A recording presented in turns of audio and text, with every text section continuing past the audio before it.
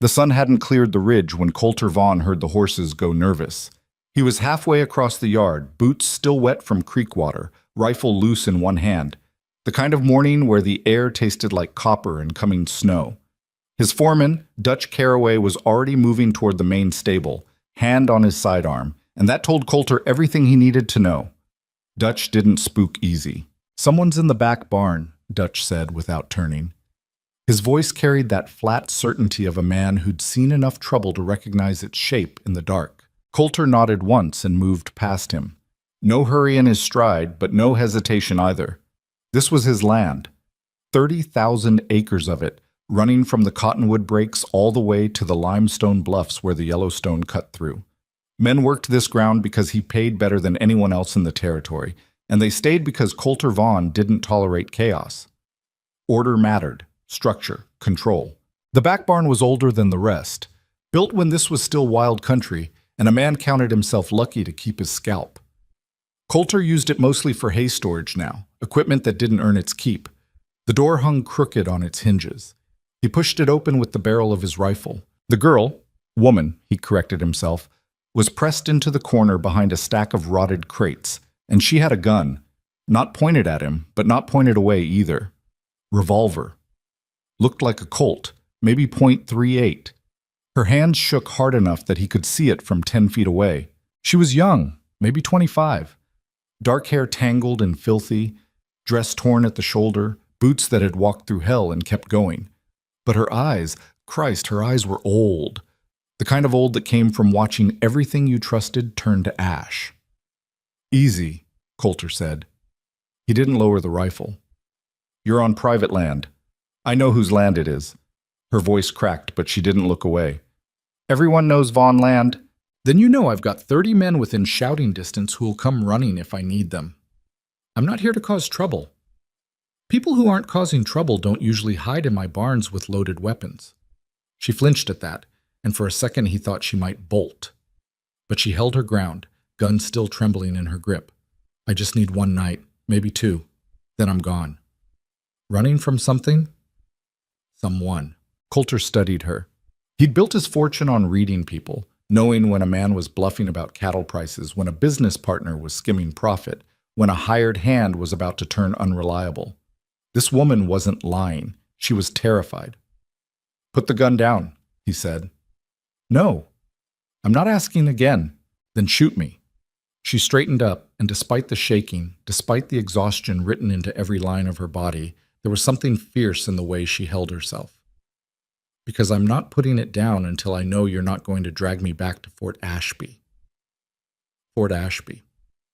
The territorial outpost about 40 miles south, where the railroad spur ended and the real frontier began. Coulter knew it well enough. Rough town, rougher law. "What'd you do in Fort Ashby?" "Nothing. Try again." Her jaw tightened. "They say I stole from the land office, $300 in territorial vouchers. They say I used my position, I worked in the records department, to forge signatures and pocket the money." "Did you?" "No." "Then why run?" "Because Sheriff Dannon doesn't care whether I did it or not. He's got a suspect, got a story, and got friends in Helena who want this closed. Easier to hang me than find out who actually took the money." Coulter lowered his rifle. Not because he believed her, he didn't believe anyone until they proved themselves, but because whatever else she wasn't a threat. Not to him, anyway. "What's your name?" She hesitated. Giving a name meant becoming real, becoming trackable. "Mara," she said finally. "Mara Vane." "All right, Mara Vane. You can put that gun away before you shoot yourself by accident, and you can come up to the house. Get some food in you, clean water, then we'll talk about what happens next." "I don't want your charity." "Didn't offer it. I said food and water. After that, you make yourself useful, or you move on. Your choice." She stared at him like she was trying to decide if this was another trap. Coulter couldn't blame her. The world had a way of setting traps for people like her, people without money, without connections, without the kind of power that made others think twice. Finally, she lowered the gun. "One night," she said, "we'll see." By the time they reached the main house, half the ranch hands had gathered near the bunkhouse, watching. Coulter ignored them. Let them talk. They'd talk anyway. The house was stone and timber, 2 stories, built to last. Coulter's wife had designed it before the fever took her 6 years back. She'd wanted something that looked permanent, she'd said. Something that said they weren't leaving, no matter what the territory threw at them. He brought Mara through the side entrance, past the mudroom, and into the kitchen. His cook, Adelaide, looked up from the stove and took in the situation without a word. Adelaide had been with him since the beginning, back when this was barely a ranch at all, and she had a gift for minding her own business when it mattered. "Get her fed," Coulter said, "and find her something clean to wear." Adelaide nodded. "Yes, sir." Mara stood in the doorway like she'd forgotten how to be indoors. Her hand was still near her belt, where she'd tucked the revolver. "Sit," Coulter said, pulling out a chair. "You look like you're about to fall over." She sat, but only barely, perched on the edge like she might need to run at any second. Adelaide set a plate in front of her, eggs, bacon, bread still warm from the oven. Mara stared at it like it might vanish if she blinked. "Eat," Coulter said. She did. Slowly at first, then faster, like her body remembered it was starving. Coulter poured coffee and sat across from her, watching. She had scars on her hands, the kind you got from hard work. Records clerk, she'd said. Maybe. But she'd done other things, too. "How long you been running?" he asked. She swallowed a mouthful of bread. 3 weeks. 3 weeks since Fort Ashby? Since they came for me. I was staying with a family outside town, working their books in exchange for a room. Sheriff showed up with a warrant. I went out the back window. Smart. Desperate. Coulter sipped his coffee. Why come here? Why not head for Helena, lose yourself in a bigger town? Because Helena's where the people who framed me are. She met his eyes. I worked for the land office. Territorial Land Office. The money that went missing? It was supposed to go to a development company connected to the governor's office. When it disappeared, someone needed to take the fall. I was the easiest target. Why you? Because I'm nobody. No family, no money, no one who'd ask questions. Just another clerk who could be disappeared without anyone caring. Coulter leaned back in his chair. He knew how these things worked. Power protected itself. When something went wrong, it found the nearest expendable person and crushed them to cover the tracks. If what you're saying is true, then coming to me was a mistake, he said. Mara's face went pale. Why? Because I've got business interests in Helena. I've got partners in the territorial government. If you're right about who framed you, then helping you makes me a liability to people I can't afford to cross. She stood up so fast the chair scraped backward. Then I'll leave. Sit down. You just said... I said it makes you a liability. I didn't say I was turning you in. Coulter set his coffee down. But if you're staying here, even for a day, I need to know you're telling the truth. Because if you're lying to me, if you did steal that money and you're using my ranch to hide, then we're going to have a very different conversation. Mara's hand went to the revolver again. Don't, Coulter said quietly. You pull that gun in my house, and we're both going to regret it. For a long moment, neither of them moved. Then Mara's hand fell away. She sat back down, and some of the fight went out of her shoulders. I didn't steal anything, she said. I swear on everything I've got left, which isn't much. I didn't do it. Coulter believed her. Not because of the words, but because of the way she said them. Desperation didn't sound like that. Desperation lied smooth and fast. This was something else. This was the exhausted honesty of someone who'd stopped caring whether the world believed her or not. All right, he said. You can stay, but not in the house. Mara blinked. What? You're not a guest, and I'm not running a charity mission. You want to stay on Vaughn land, you work. There's a room above the stable, small, but it's dry and it's got a stove. You sleep there. During the day, you help where you're needed. Adelaide can find you work in the house, or you can work the stock with Dutch and the hands. Your choice. I don't know anything about cattle. Then you'll learn. She stared at him like she was trying to figure out the trick, the angle. Why are you doing this? Because I don't like being told what to do, Coulter said. And because if what you're saying is true, then someone powerful decided your life didn't matter. I've got issues with that. It wasn't the whole truth. The whole truth was more complicated, tangled up in memories of his wife, and the way she'd fought against the assumptions people made about women in the territory. The way she'd insisted on being part of every business decision, every land deal, until the ranchers and bankers stopped treating her like decoration. Coulter had loved that about her, hated it sometimes too, when she pushed him harder than he wanted to be pushed. But he'd respected it. This woman, Mara, had that same edge, that same refusal to disappear quietly. One condition, he added. What? If Sheriff Dannon shows up, you don't run. You don't pull that gun. You let me handle it. Why would you do that? Because this is my land and I decide what happens here, not some territorial lawman with a grudge. Mara looked at him for a long time. Then she nodded, just once. All right, she said. One night. We'll see, Coulter said again. Dutch showed her to the stable room. It was small, like Coulter had said, barely 10 feet across, with a narrow bed, a chair, and a wood stove that looked older than the territory itself. But it was clean, and the window faced east, catching the morning light. Mara stood in the doorway and felt something crack open in her chest. Relief, maybe, or just exhaustion finally catching up. Mr. Vaughn's a fair man, Dutch said. He was older, probably mid-50s, with gray in his beard and the kind of weathered face that came from decades under the sun. He don't suffer fools, but he don't ask more than you can give either. What does he want from me? Dutch gave her a look that might have been amusement. Same thing he wants from everyone, honest work. And if the sheriff comes, then the sheriff's got a problem. Dutch tipped his hat. Get some rest. You look like you need it. He left her alone. Mara shut the door and sat on the edge of the bed. The revolver was still tucked in her belt, heavy and cold against her ribs. She pulled it out and set it on the chair, then lay back and stared at the ceiling. 3 weeks. 3 weeks of running, sleeping in ditches and abandoned buildings, stealing food when she had to, always moving, always looking over her shoulder. She'd thought about turning herself in a dozen times, thought about just walking into Fort Ashby and letting them do whatever they were going to do. At least it would be over. But something in her wouldn't let go. Some stubborn, furious part that refused to accept this was how it ended. She hadn't done anything wrong. She'd worked hard, kept her head down, followed every rule. And it hadn't mattered. The people with power had decided she was expendable, and that was that.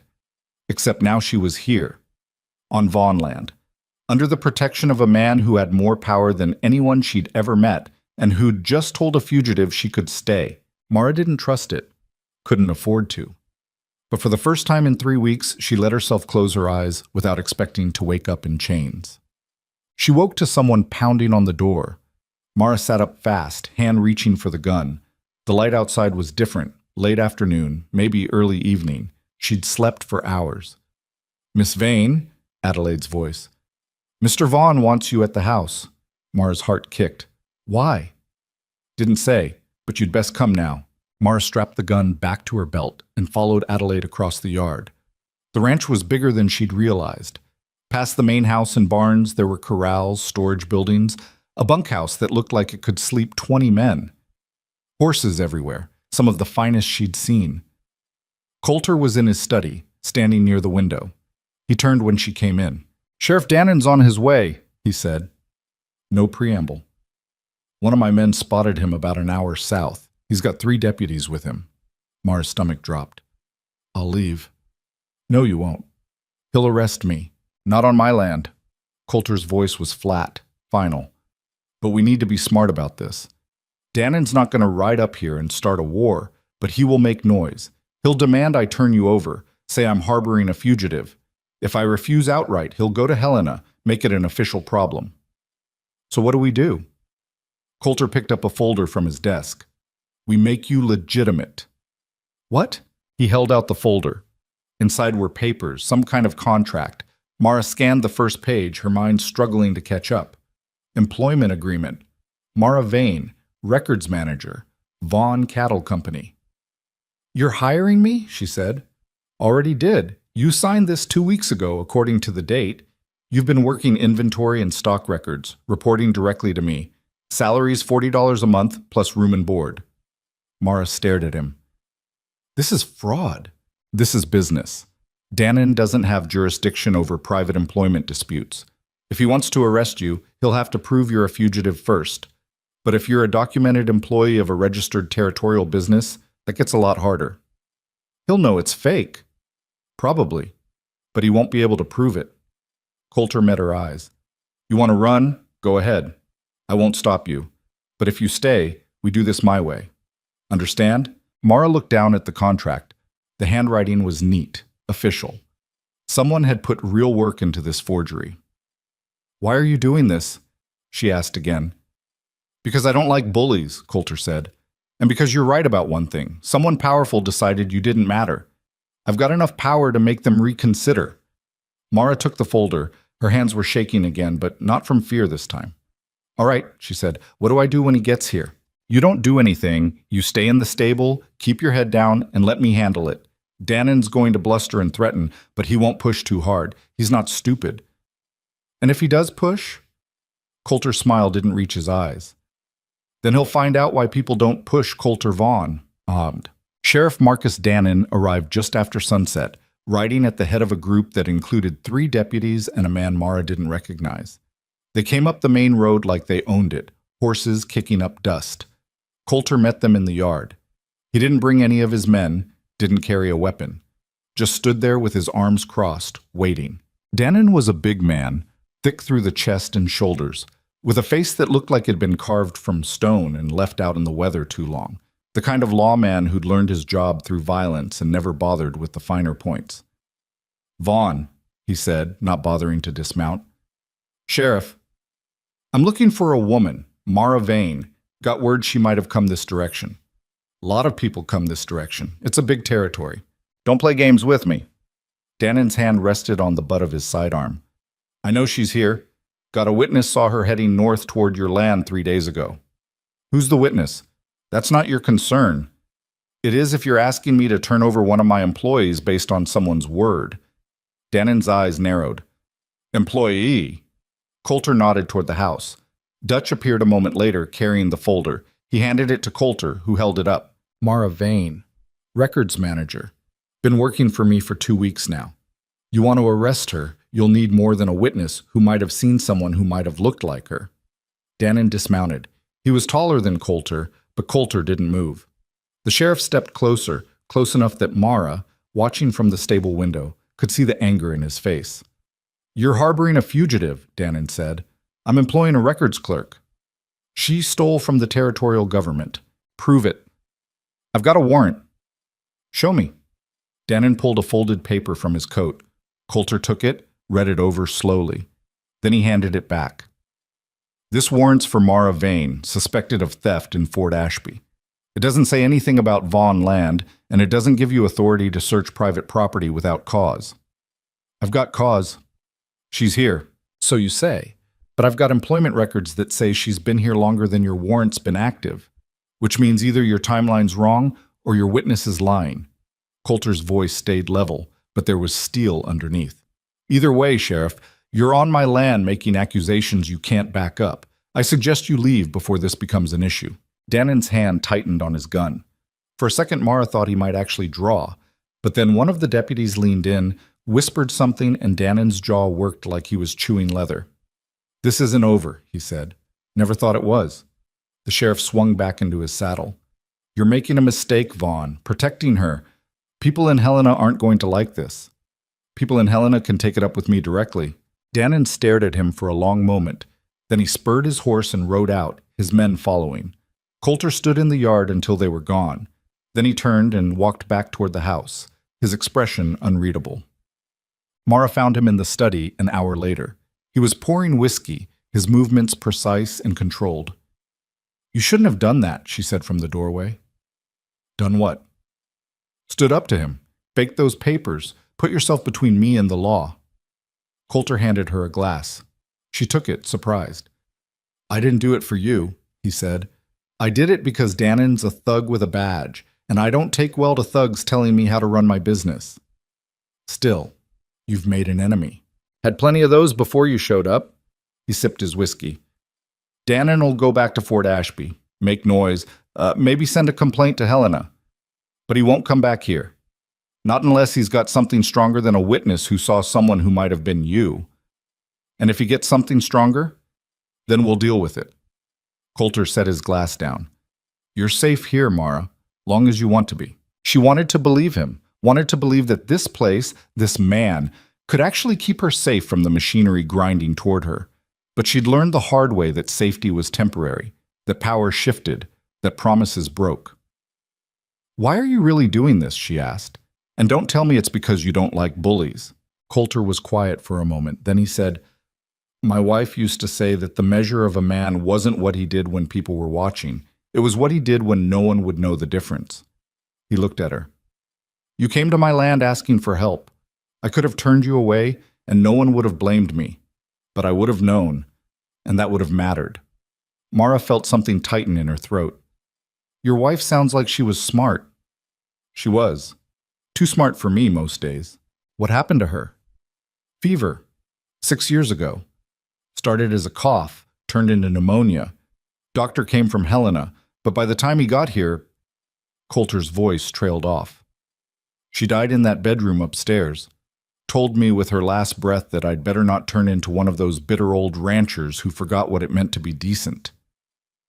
"I'm sorry." "Don't be. She lived more in 30 years than most people do in 80. I'm just trying to live up to what she expected." He finished his whiskey. "Get some rest. Tomorrow you start earning that salary I'm paying you." Mara smiled despite herself. "I thought the contract was fake." "Contract's fake. Job's real. I need someone who can actually read to help manage the stock records. Dutch is good with cattle, terrible with numbers." "I can do that." "Good. Because you're not staying here for free. This isn't charity, remember?" "I remember." She turned to leave, then stopped. "Coulter?" "Yeah?" "Thank you." He nodded once. "Don't make me regret it." The next morning, Mara started work. Adelaide put her in the ranch office, a small room off the main house filled with ledgers, maps, and papers that hadn't been organized in what looked like years. Mara rolled up her sleeves and got to it. The work was familiar, comforting even. Numbers didn't lie, didn't shift meaning depending on who was reading them. Inventory was inventory. Stock counts were stock counts. For the first time in weeks, Mara felt like she was standing on solid ground. Dutch came by around midday looking skeptical. "Boss says you're doing the books," he said. "That's right." "You know anything about cattle?" "Not much, but I know how to count, and I know how to spot when numbers don't add up." Dutch grunted. "All right. Well, if you've got questions, ask. Don't just guess and make a mess of things." "I won't." He lingered in the doorway, arms crossed. "You really didn't steal that money, did you?" Mara looked up. "No, I didn't." "Then who did?" "I don't know. But whoever it was had enough power to make sure I took the fall." Dutch nodded slowly. "Boss is taking a risk keeping you here." "I know." "You planning to run if things get bad?" Mara thought about that. A week ago, the answer would have been yes. Running was all she knew how to do. But something had shifted. Maybe it was the work, the structure, the feeling of being useful again. Maybe it was the way Coulter had stood in that yard and faced down the sheriff without flinching. "No," she said. "I'm not running anymore." Dutch smiled, just a little. "Good. We've got enough cowards in this territory already." The days fell into a rhythm. Mara worked the books in the morning, helped Adelaide in the house during the afternoon. Evenings, she'd sit in her room above the stable and watch the sun go down over the mountains, the revolver still within reach, but no longer the first thing she touched when she woke. Coulter kept his distance, mostly. He'd check in on her progress with the ledgers, ask if she needed anything, then disappear into the business of running a ranch that stretched farther than most towns. But sometimes, late at night, she'd see him standing on the porch, looking out at the land like he was searching for something he'd lost.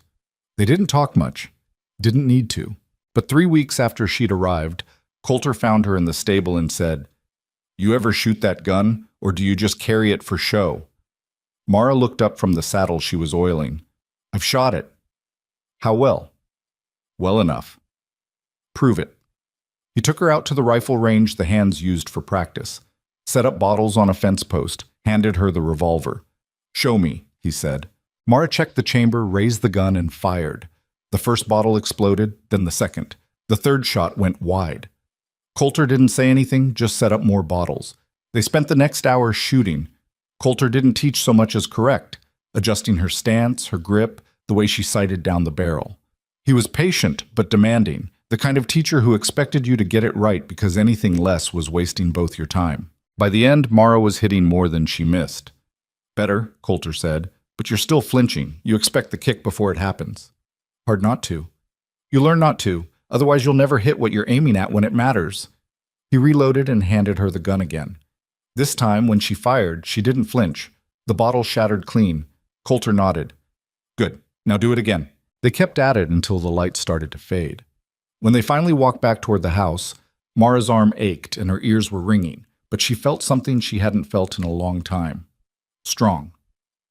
Why are you teaching me this? She asked. Because you're living on frontier land, Coulter said. And out here, you'd better know how to protect yourself. I won't always be around. I can take care of myself. Maybe, but knowing how to shoot straight improves your odds. They walked in silence for a while. Then Mara said, What happens when Dannon comes back? He won't. You don't know that. I know he's smart enough not to push me without leverage, and right now he doesn't have any. But if he gets some? Coulter stopped walking, turned to face her. Then we'll deal with it, together. You're not alone in this anymore, Mara. Understand? She wanted to argue, wanted to say that she'd been alone her whole life, that trusting people only led to betrayal. But looking at him, at the hard lines of his face, the certainty in his eyes, she found herself nodding instead. All right, she said. Good. Now get cleaned up. Adelaide's making stew, and if we're late, Dutch will eat our share. Mara smiled despite herself. For the first time since Fort Ashby, she let herself imagine something beyond survival. Maybe, just maybe, she'd found a place where she could stop running. The weeks turned colder, and with the cold came whispers. Mara heard them when she walked through town with Adelaide to pick up supplies. Heard them in the way conversations stopped when she passed, in the sidelong glances from women outside the general store, in the way men tipped their hats but didn't quite meet her eyes. The fugitive living on Vaughan land. The woman the cattle baron was protecting. The story had spread like smoke, and with it came speculation that ranged from curious to ugly. Adelaide didn't seem to notice, or if she did, she didn't care. She moved through the mercantile with the confidence of someone who'd spent decades not giving a damn what people thought, loading flour and sugar and coffee into the wagon while Mara stood near the door trying to become invisible. You Mara Vane? The voice came from behind her. Mara turned to find a woman about her age, blonde and pretty in that carefully maintained way that spoke of money and leisure. Her dress was new, probably ordered from a catalog out of San Francisco, and she wore it like armor. I am, Mara said carefully. Catherine Brennan. The woman didn't offer her hand. My husband owns the ranch adjacent to Vaughn's, the Double B. Mara had heard the name. Brennan was one of Coulter's competitors, though from what Dutch had mentioned, the competition was mostly one-sided. Brennan wanted to be Coulter's equal, but didn't have the land or the capital to back it up. Nice to meet you, Mara said, though it clearly wasn't. Catherine's smile was sharp. I hear you're working for Mr. Vaughan now, keeping his books. That's right. Funny. I heard you were running from the law just a month ago.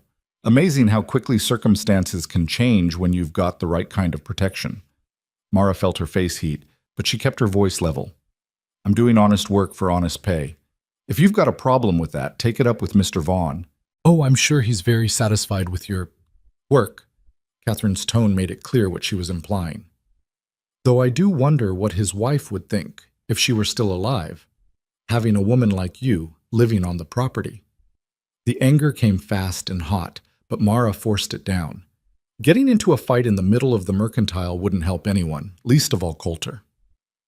I sleep in the stable, Mara said quietly. I work in the office, and whatever else you're thinking, you're wrong. Am I? Catherine leaned in closer, her perfume cloying. Men like Coulter Vaughan don't help women out of the goodness of their hearts. There's always a price. You'll figure that out soon enough. Adelaide's hand landed on Mara's shoulder before she could respond. Mrs. Brennan, Adelaide said, her voice pleasant but cold as river ice. Always a pleasure. But we've got a long ride back and the weather's turning. I'm sure you understand. Catherine's smile didn't waver. Of course. Good day, Adelaide. Miss Vane. She swept out of the store like she'd won something. Mara's hands were shaking. Adelaide squeezed her shoulder once, then let go. Don't pay her any mind, Adelaide said. Catherine Brennan's been jealous of anything to do with Vaughan land since her husband lost a contract bid to Mr. Coulter 3 years back. She'd say anything to make herself feel bigger. She thinks I'm sleeping with him. She thinks every woman within 10 miles is sleeping with him. Coulter's rich, he's unmarried, and he doesn't play their social games. That makes him dangerous in their eyes. Adelaide loaded the last sack of flour into the wagon. What matters is what's true. And the truth is, you're working hard and earning your keep. The rest is just noise. Mara wanted to believe that.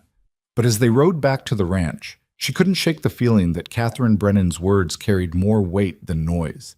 In a place like this, reputation was currency, and hers was bankrupt. By the time they reached Vaughan land, the sky had gone gray and heavy with the promise of snow. Mara helped Adelaide unload the wagon, then headed back to the office. She had 3 weeks of stock records to reconcile, and the work was the only thing that quieted the voice in her head telling her she didn't belong here. She was elbow deep in ledgers when Coulter walked in. "We need to talk," he said. Mara looked up. His expression was unreadable, but there was tension in the way he stood. "About what?" "Brennan's been spreading stories. Says I'm keeping you here for reasons that have nothing to do with bookkeeping." So it had already reached him, faster than she'd expected. "I ran into his wife in town," Mara said. "She made her opinions clear." "What'd she say?" "That men like you don't help women without expecting something in return." Coulter's jaw tightened. "And what'd you say?" "That she was wrong." "Good." He moved to the window, looking out at the ranch yard. "But it's going to get worse before it gets better. People are talking, and not just the Brennans. Some of the other ranchers are asking questions. They want to know why I'm risking my reputation for someone accused of theft." "Then tell them the truth, that I didn't steal anything." "They don't care about the truth. They care about appearances. And right now, the appearance is that I'm harboring a fugitive and calling it employment." Mara set down her pen. "So what do you want me to do? Leave?" "No." The word came out harder than she'd expected. Coulter turned back to face her. "I want you to understand what you're up against. This isn't just about proving your innocence anymore. It's about reputation, influence, the kind of social politics that can destroy a person without ever filing charges. I've been destroyed before. I survived. This is different. You're not just some clerk they can forget about. You're visible now. You're connected to me, which means you're a target for anyone who wants to take a shot at my business." He paused. "I need to know you can handle that." Mara stood up. "I can handle it. Can you? Because Catherine Brennan's just the beginning. There are people in Helena who've got real power, real reach. If they decide you're a problem, they won't just spread rumors. They'll come after you with everything they've got." "Let them." Coulter studied her for a long moment. Then something shifted in his expression, not quite a smile, but close. "You've got spine. I'll give you that." "I didn't come here to hide behind you," Mara said. "I came here because I had nowhere else to go. But I'm not afraid of people like Catherine Brennan, and I'm not afraid of whoever framed me. They already took everything. What else can they do?" "They can make sure you never get it back." "Then I'll build something new." She met his eyes. "You gave me a chance when no one else would. I'm not wasting it by running the first time someone says something ugly." Coulter nodded slowly. "All right. But we do this smart. No confrontations, no public scenes. You keep your head down, do your work, and let me handle the politics. And if that doesn't work, then we'll figure something else out." He left her alone with the ledgers and the growing sense that she'd just made a promise she might not be able to keep. The snow came that night. Not heavy, but enough to turn the world quiet and white. Mara stood at the window of her room above the stable, watching it fall, and thought about Fort Ashby. About the records office, where she'd spent 3 years filing territorial claims and property deeds, believing that if she worked hard enough, kept quiet enough, she'd earn a place that couldn't be taken away. She'd been wrong. The knock on her door startled her. It was late, past 10, and no one came to the stable after dark. "It's me," Coulter's voice. "Open up." Mara grabbed the revolver out of habit, then set it down and opened the door. Coulter stood in the hallway, snow dusting his shoulders. "Get dressed. We're riding out." "Now? It's the middle of the night. I know what time it is. Get dressed." She didn't argue. 5 minutes later, she was following him down to the main stable, where Dutch was already saddling horses. What's going on? Mara asked. Brennan's moving cattle onto my land, Coulter said. East pasture near the creek. He's been doing it for weeks, testing to see if I'd notice. Why now? Because he thinks I'm distracted. Coulter swung into the saddle. He's wrong. They rode out into the snow, Dutch leading the way. The land stretched dark and endless, broken only by the shapes of hills and the occasional stand of trees. Mara's horse picked its way carefully through the drifts, and she focused on keeping her balance, on not thinking about how far they were from the house. The east pasture was a wide valley bordered by the creek on one side and a line of cottonwoods on the other. Even in the dark, Mara could see the cattle, maybe 30 head, bearing the Double B brand. There, Dutch said, pointing. Coulter didn't say anything, just rode down into the valley, Mara and Dutch following. The cattle scattered as they approached. Near the creek, 2 men stood next to their horses, clearly not expecting company. Vaughn, one of them said. He was young, maybe 20, with the kind of nervous energy that came from doing something you knew was wrong. Get off my land, Coulter said. We're just moving stock. No harm meant. You're trespassing. Those cattle are on the wrong side of my fence, which means they're now my cattle. The second man stepped forward, older, harder. Mr. Brennan's not going to like that. Mr. Brennan should have thought about that before he started grazing on property he doesn't own. Coulter's voice stayed level, but there was iron underneath. You've got 2 choices. Turn those cattle around and drive them back to Double B land, or leave them here and explain to Brennan why you came home 30 head short. The younger man looked like he wanted to argue. The older one grabbed his arm. We'll move them, the older man said. Smart. Coulter watched as they mounted up and started herding the cattle back toward the fence line. Then he turned to Mara. This is what I meant about appearances. Brennan's testing me because he thinks taking you in made me weak. Now he knows different. You'd really have kept his cattle? Every last one. This is my land. I don't give ground. They rode back in silence. By the time they reached the ranch, the snow had stopped and the sky was starting to lighten. Mara's hands were numb, her legs aching from hours in the saddle, but something had shifted. She'd seen Coulter handle a threat without raising his voice, without drawing a weapon, just presence and certainty. Get some sleep, he told her as they unsaddled the horses. You've got work in a few hours. So do you. I'll sleep when I'm dead. Mara smiled despite herself. Your wife must have had her hands full with you. Coulter paused, then said, She used to say I worked too hard because I was afraid of being still. Thought if I stopped moving, I'd have to actually feel things. Was she right? Usually. He finished with his horse and straightened. She was right about most things. Took me too long to figure that out. You miss her. Every day. But missing someone doesn't mean you stop living. Emily wouldn't have wanted that. He looked at Mara. She would have liked you, I think. She had no patience for people who gave up easy. I don't know if I'm brave or just stubborn. Out here, it's the same thing. Mara went back to her room and collapsed onto the bed fully clothed. She slept hard and woke to Adelaide pounding on the door, telling her she was late for breakfast. The days got colder. Mara settled into the rhythm of ranch life, mornings in the office, afternoons helping wherever she was needed. She learned to read weather in the way the horses acted, learned which hands were reliable and which needed watching, learned the difference between Dutch's quiet approval and his disappointment. She also learned to shoot. Coulter took her out to the range 3 times a week, and each time she got better, faster, more confident.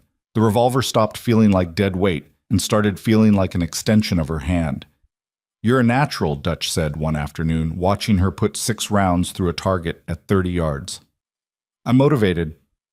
That helps. He handed her more ammunition. But you've got good instincts. Don't overthink it. I overthink everything. I noticed. Dutch smiled. But when you shoot, you quiet down. Stop thinking and just do. That's a gift. Mara reloaded and fired again. The target shredded. Better, Coulter said from behind her. She hadn't heard him approach. But you're still dropping your shoulder on the draw. Slows you down. He showed her the adjustment. Small, barely noticeable, but it made the difference. By the end of the session, she was drawing and firing in one smooth motion. Good, Coulter said. Now you just need to practice until you can do it without thinking. How long does that take? Depends. Some people never get there. Others are born with it. Which were you? Had to learn. Took me 2 years before I stopped hesitating. He holstered his own gun. But once you've got it, you've got it. Muscle memory doesn't forget. They walked back toward the house. The sun was setting, painting the snow gold and pink. Can I ask you something? Mara said. Go ahead. Why are you really doing this? Teaching me to shoot, standing up to Brennan, risking your reputation. You said it wasn't charity, but it feels like more than just business. Coulter was quiet for a while. Then he said, when Emily died, I told myself I was done. Done caring about anything except the ranch. Done letting people in. Easier that way. No risk, no loss. He stopped walking. But that's not living. That's just surviving. And I got tired of surviving. So I'm what? Your redemption project? No. You're someone who reminded me that there's more to life than protecting what you've already got. Sometimes you've got to take a risk on something new. Mara didn't know what to say to that, so she just nodded and they walked the rest of the way in comfortable silence. That night, she was working late in the office when she heard raised voices from the main house. She went to the window and saw a man she didn't recognize arguing with Coulter on the porch. The man was well-dressed, city clothes, with the kind of soft hands that had never worked a day outdoors. The conversation ended badly. The man stormed off toward a waiting carriage, and Coulter stood watching him go, his expression dark. Mara found him in his study an hour later, glass of whiskey in hand. Who was that? She asked. Daniel Parsons, lawyer out of Helena, works for the Territorial Land Office. Mara's stomach dropped. What did he want? He wanted me to confirm your employment status. Said there were questions about the legitimacy of your hiring, whether the documents I showed Sheriff Dannon were authentic. What did you tell him? I told him to get off my property before I threw him off. Coulter drained his glass. But he's not done. He's going to dig, and if he digs deep enough, he'll find out those papers were backdated. Then I should leave. We've been through this. You're not leaving. Coulter, I'm not worth this. I'm not worth you losing everything. He stood up, and the look in his eyes stopped her cold. You think this is about you? This is about them. About people like Parsons and Dannon and whoever's pulling their strings. They think they can tell me what to do because they've got the law on their side. Well, I've got something they don't. What? Land, money, influence. And the stubborn refusal to back down. He moved closer. I've spent 20 years building this ranch, and I didn't do it by letting bullies push me around. You want to help? Then stop apologizing for existing and start fighting back. I don't know how. Then learn. Because running won't save you. Hiding won't save you. The only thing that's going to save you is standing your ground and making them prove you're guilty, and they can't do that because you're not. Mara felt something crack open in her chest. Not hope. She'd given up on hope weeks ago, but something close. Determination, maybe, or just anger finally finding direction. All right, she said. What do? We go to Fort Ashby. What? You heard me. We ride down there, find whoever actually stole that money, and we make them confess.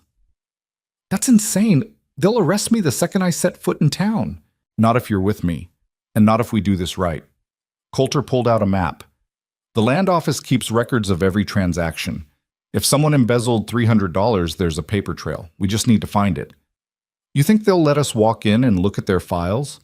No, but I know someone who works there. Elias Mercer. He's a stable worker, does odd jobs around the building. If anyone knows what really happened, it's him. Why would he tell us? Because Elias is a coward who'll do anything to avoid trouble. And when trouble shows up with money and questions, cowards talk. Mara studied the map. Fort Ashby was 40 miles south through rough country. And even if they made it there, even if they found Elias, there was no guarantee he'd tell them anything useful. But staying here, waiting for Parsons and the Helena lawyers to close in, that was a guaranteed loss. When do we leave? She asked. Tomorrow, early. We'll take Dutch with us, and 2 of the hands I trust. If things go bad, I want backup. And if they don't go bad? Then we get your name cleared and you can stop sleeping in my stable.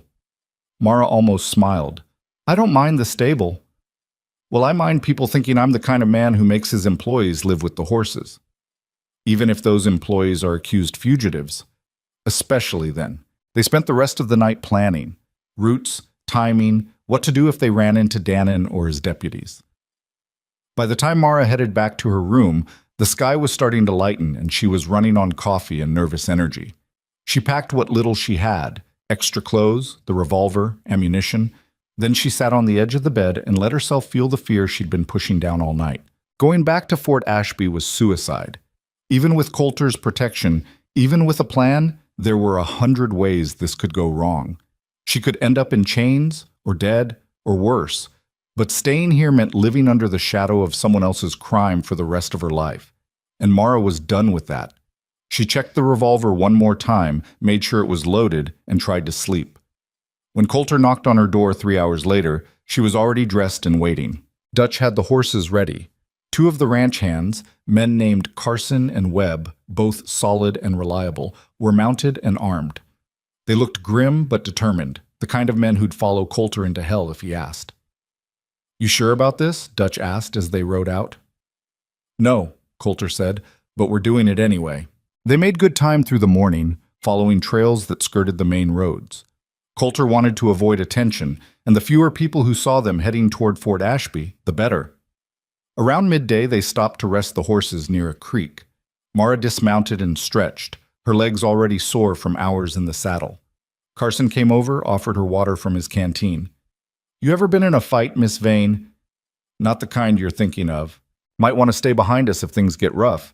Dutch and Webb are good in a scrap, and Mr. Vaughn's better than most." "I can handle myself." Carson smiled. "I'm sure you can, but humor me anyway." They rode on.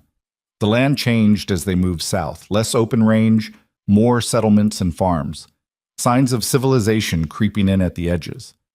By late afternoon, they could see Fort Ashby in the distance. It looked smaller than Mara remembered. The town had grown up around the railroad spur, a collection of wood buildings and dirt streets that turned to mud when it rained. The land office was near the center, a 2-story brick structure that had been built to last. "We'll camp outside town," Coulter said. "Go in at first light when people are still waking up. Less chance of running into Dannon." They found a spot in a stand of trees about a mile out. Dutch and the hands set up a cold camp. No fire, nothing that would draw attention. Mara sat with her back against a tree and watched the sun go down over the town that had destroyed her life. "You all right?" Coulter asked, sitting down next to her. "I don't know. Ask me tomorrow." "Fair enough." He was quiet for a moment. "You don't have to come with us into town. You can wait here with the horses." "I'm coming." "Mara, I'm coming," she said again. "This is my fight. I'm not sitting it out." Coulter nodded. "Then stay close and follow my lead. If things go sideways, you run. Understand?" "I'm not running anymore." "That's not bravery. It's stupidity. There's a difference." "You'd run? If it meant living to fight another day?" "Absolutely." He looked at her. "Dying doesn't make you a hero. It just makes you dead." Mara wanted to argue, but she was too tired. Instead, she leaned her head back against the tree and closed her eyes. She didn't sleep. None of them did. They sat in the darkness, waiting for dawn, each lost in their own thoughts. When the first light touched the horizon, Coulter stood and checked his guns. "Time to go," he said. They rode into Fort Ashby as the town was waking up. A few early risers gave them curious looks, but no one stopped them. The land office wouldn't open for another hour, which gave them time to find Elias. According to Coulter's information, Elias lived in a boarding house on the north edge of town. They found it easily, a sagging 2-story building that looked like it was held together by habit and prayer. Coulter dismounted and knocked on the door. A woman answered, middle-aged and tired-looking. "Help you?" "Looking for Elias Mercer. He here?" "Room 6, upstairs." She looked past Coulter at the armed men behind him. "He in trouble?" "Not yet." They climbed the narrow stairs and found room 6. Coulter knocked once, then pushed the door open. Elias Mercer was a thin man in his 30s, with the kind of face that looked guilty even when he wasn't. He was sitting on the edge of his bed, pulling on his boots, and he went pale when he saw Coulter. "Mr. Vaughn," he stammered. What are you—" "We need to talk, Elias, about Mara Vane." Elias's eyes went to Mara, and whatever color was left in his face drained away. I don't know anything, he said quickly. I just work in the stables. I don't have anything to do with... You're lying. Coulter stepped into the room and suddenly it felt a lot smaller. You worked in that building for 5 years. You know everything that happens there, so let's try this again. What really happened to that money? I can't. They'll... Elias looked like he might pass out. Mara moved forward. Elias, it's me. You remember me, don't you? We used to talk in the mornings when I came in early. I remember. His voice was barely a whisper. Then you know I didn't steal anything. You know I worked harder than anyone in that office. So why didn't you speak up when they accused me? Because they would have come after me too. Who? Elias shook his head. Coulter pulled out a roll of bills. $500 says you tell us everything you know, right now. Elias stared at the money like it was a snake. You don't understand. These people, they're connected. They've got friends in Helena, in the territorial government. If I talk, I'm as good as dead. And if you don't talk, Coulter said quietly, you're going to wish you were dead, because I'm not leaving this room until you tell me the truth. The standoff lasted maybe 10 seconds. Then Elias broke. It was Nathan Grisham, he said, the deputy clerk. He took the money, but he had help. Protection. His cousin's married to someone in the governor's office. When the theft was discovered, they needed someone to blame. Mara was perfect. No family, no connections, no one who'd fight for her. Mara felt like she'd been punched. Nathan Grisham. She'd worked with him for 3 years, had trusted him, had considered him a friend. How do you know this? Coulter asked. I heard him talking, late one night, in the stable. He was drunk, bragging to his cousin about how easy it was, how no one would ever look twice at a woman like Mara. And you said nothing. I told you I couldn't. They would have destroyed me. Coulter's expression was cold. You destroyed her instead. I'm sorry, Elias said, and he actually sounded like he meant it. I'm sorry, Mara. I should have spoken up.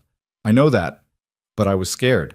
Mara looked at him, this small, frightened man who'd chosen his own safety over hers, and felt something harden in her chest.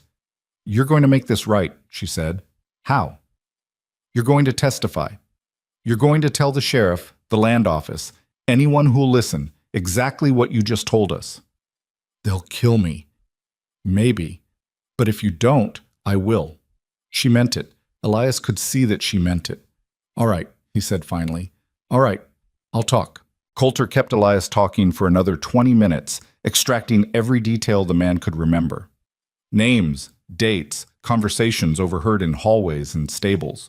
By the time they were done, Elias looked like he'd aged 10 years. But Mara had what she needed. Not just a confession, but a map of exactly how the corruption worked, who was involved, and where the money had really gone. Get dressed, Coulter told Elias. You're coming with us. Where? To see Sheriff Dannon. Elias's face went white again. He won't believe me. He's part of this. Maybe. But he's also a politician, and politicians care about one thing more than loyalty: survival. If we can convince him that protecting Nathan Grisham is going to cost him more than it's worth, he'll turn. And if he doesn't, then we go over his head, all the way to Helena if we have to. Coulter grabbed Elias by the arm and pulled him to his feet. Either way, you're talking. The only question is whether you do it voluntarily or in chains. They walked Elias downstairs and out to the horses. The boarding house owner watched from the doorway, her expression somewhere between curious and alarmed, but she didn't say anything. Small towns learned early not to ask questions when armed men showed up. Dutch helped Elias onto a horse. The man looked like he might throw up, but he stayed mounted. Sheriff's office is 2 blocks over, Carson said. We going straight there? Coulter looked at Mara. Your call. She'd been silent since Elias's confession, processing the weight of it. Nathan Grisham, a man she'd worked beside for 3 years, who'd smiled at her in the mornings and asked about her day. He'd stolen the money, framed her, and walked away clean while she ran for her life through the Montana wilderness. The anger was there, hot and ready, but underneath it was something colder: calculation. She'd learned from Coulter that emotion was fine, but action required strategy. We go to the land office first, she said. We get Nathan in a room, confront him with what Elias knows. If he denies it, we take both of them to Dannon, but I want to see his face when he realizes he's caught. Coulter nodded. All right, But we do this clean. No violence unless someone starts it. Understood? Understood. They rode toward the center of town. Fort Ashby was waking up properly now, shopkeepers opening their doors, freight wagons rolling down the main street, the smell of bread and coffee drifting from the hotel restaurant. A few people stopped to stare at their group, and Mara saw recognition flicker across some faces. News of her supposed crime had spread wide. The land office was exactly as she remembered. 2 stories of brick and mortar, built solid to house the territorial records that governed who owned what from here to the Canadian border. Mara had walked through those doors 1,000 times, had spent her days in the records room on the 2nd floor, filing and cross-referencing and making sure every deed and claim was properly documented. The thought of Nathan Grisham doing all that work to steal from the very system he was supposed to protect made her sick.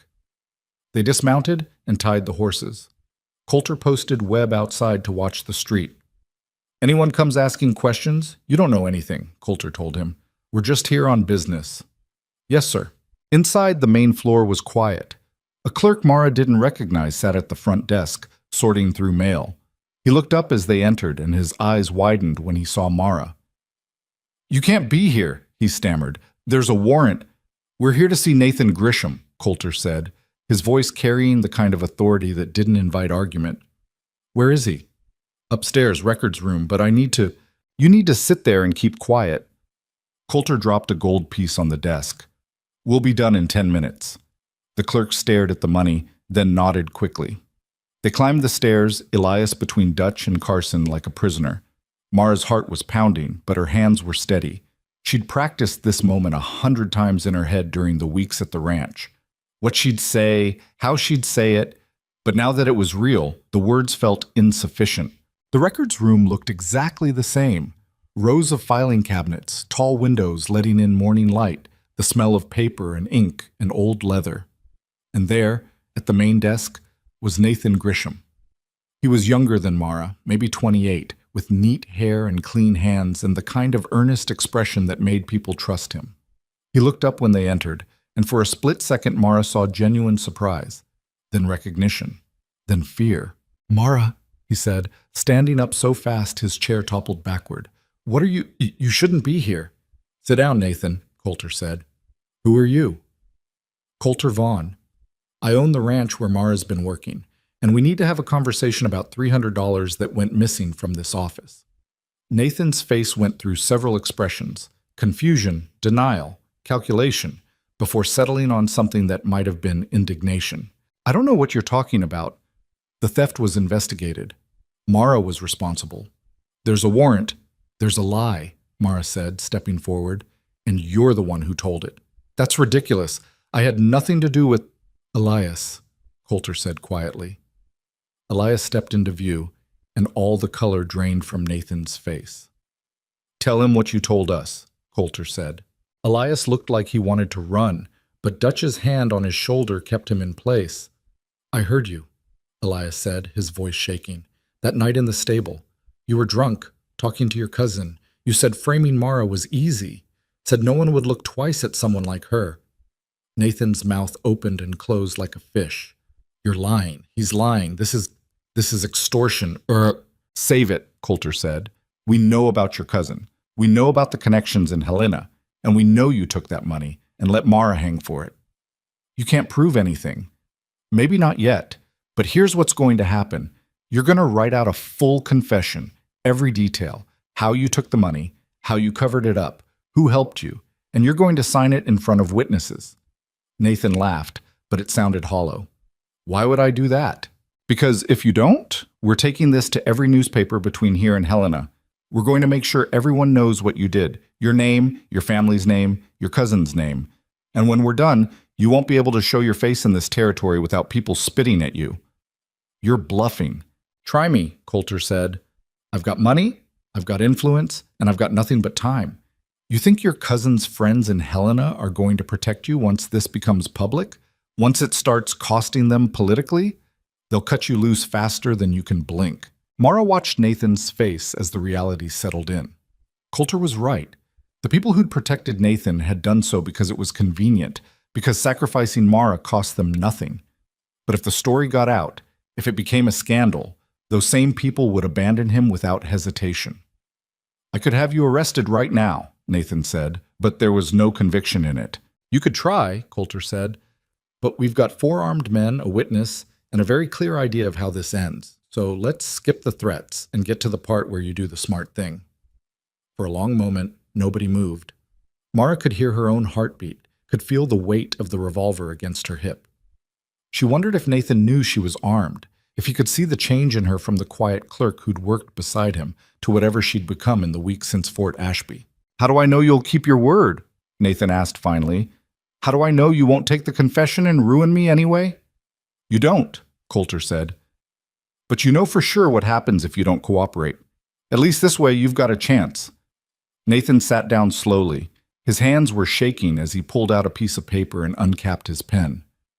What do you want me to write? The truth, Mara said. Start with when you decided to steal the money. He looked at her, and for the first time she saw something that might have been shame. I didn't plan it. The opportunity was there. $300 in territorial vouchers sitting in the processing drawer. Easy to redirect, easy to cover up. I thought I'd pay it back before anyone noticed. But you didn't. No, I used it to pay debts. Gambling debts, mostly. And by the time the audit came around, I was broke again. He started writing. My cousin said I needed to protect myself. Said if the theft was discovered, they'd look at everyone. But if we gave them a suspect, someone without connections, someone expendable, Mara finished. Yes. Nathan's pen scratched across the paper. I'm sorry. I know that doesn't help, but I am. You were always decent to me. You didn't deserve this. No, I didn't. He kept writing.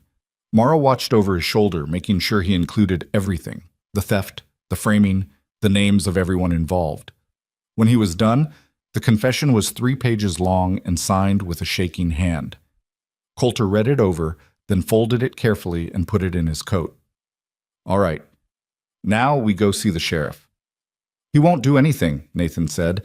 Dannon's been paid off. He knows the whole story. Then he's got a choice to make. Protect you and risk everything coming out, or cut his losses and arrest you instead of Mara. You're giving him too much credit. Maybe, but I've found that most men, when faced with a choice between right and wrong, will pick whichever one keeps them out of trouble. They walked Nathan out of the land office, Elias trailing behind like a ghost. The clerk at the front desk watched them go, but didn't say anything. Outside, Webb had been joined by a small crowd of curious onlookers. News traveled fast in a town this size. Everyone stay calm, Coulter said, loud enough for the crowd to hear. We're just heading to the sheriff's office. No trouble here. They walked down the street in a tight group, Coulter and Mara in front, Nathan between Dutch and Carson, Elias bringing up the rear. People whispered and pointed, but no one tried to stop them.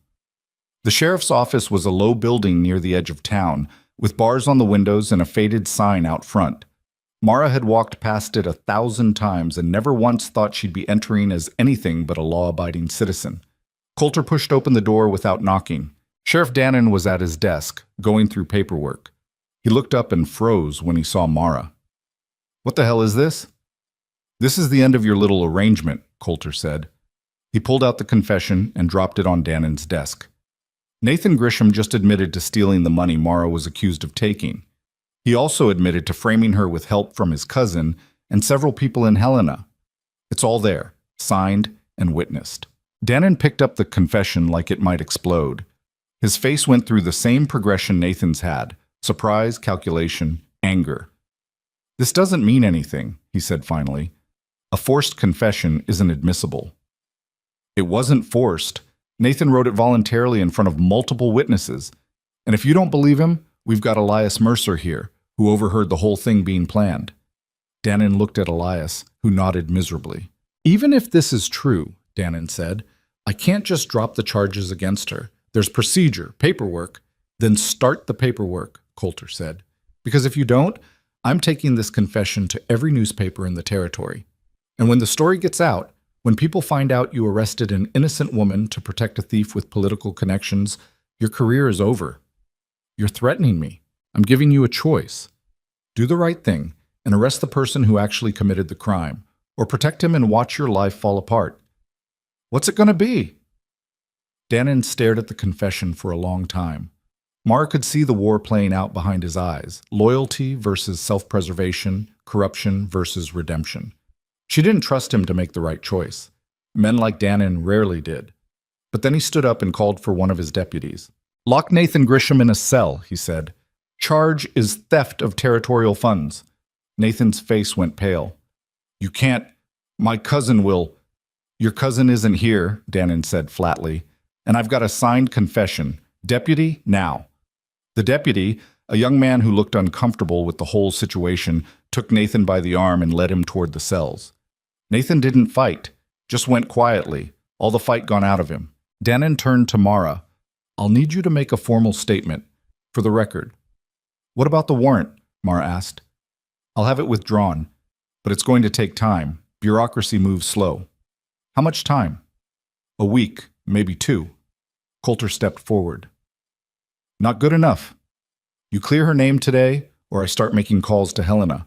I can't just—" "Today, Sheriff. Today." Dannon's jaw tightened, but he nodded. "Fine. I'll send a wire to the territorial office. Have the charges dropped by end of business. But she'll still need to make a statement." "She'll come back tomorrow," Coulter said. "Right now, we're leaving." "You can't just—" "Watch me." They walked out before Dannon could argue further. Outside, the crowd had grown. People pressed in, asking questions, demanding to know what was happening. Coulter ignored them, moving through the crowd like it wasn't there. They made it back to the horses and mounted up quickly. Mara's hands were shaking so badly she could barely hold the reins. "Easy," Dutch said quietly. "You did good." "I didn't do anything. Coulter did everything." "You came back. That took guts."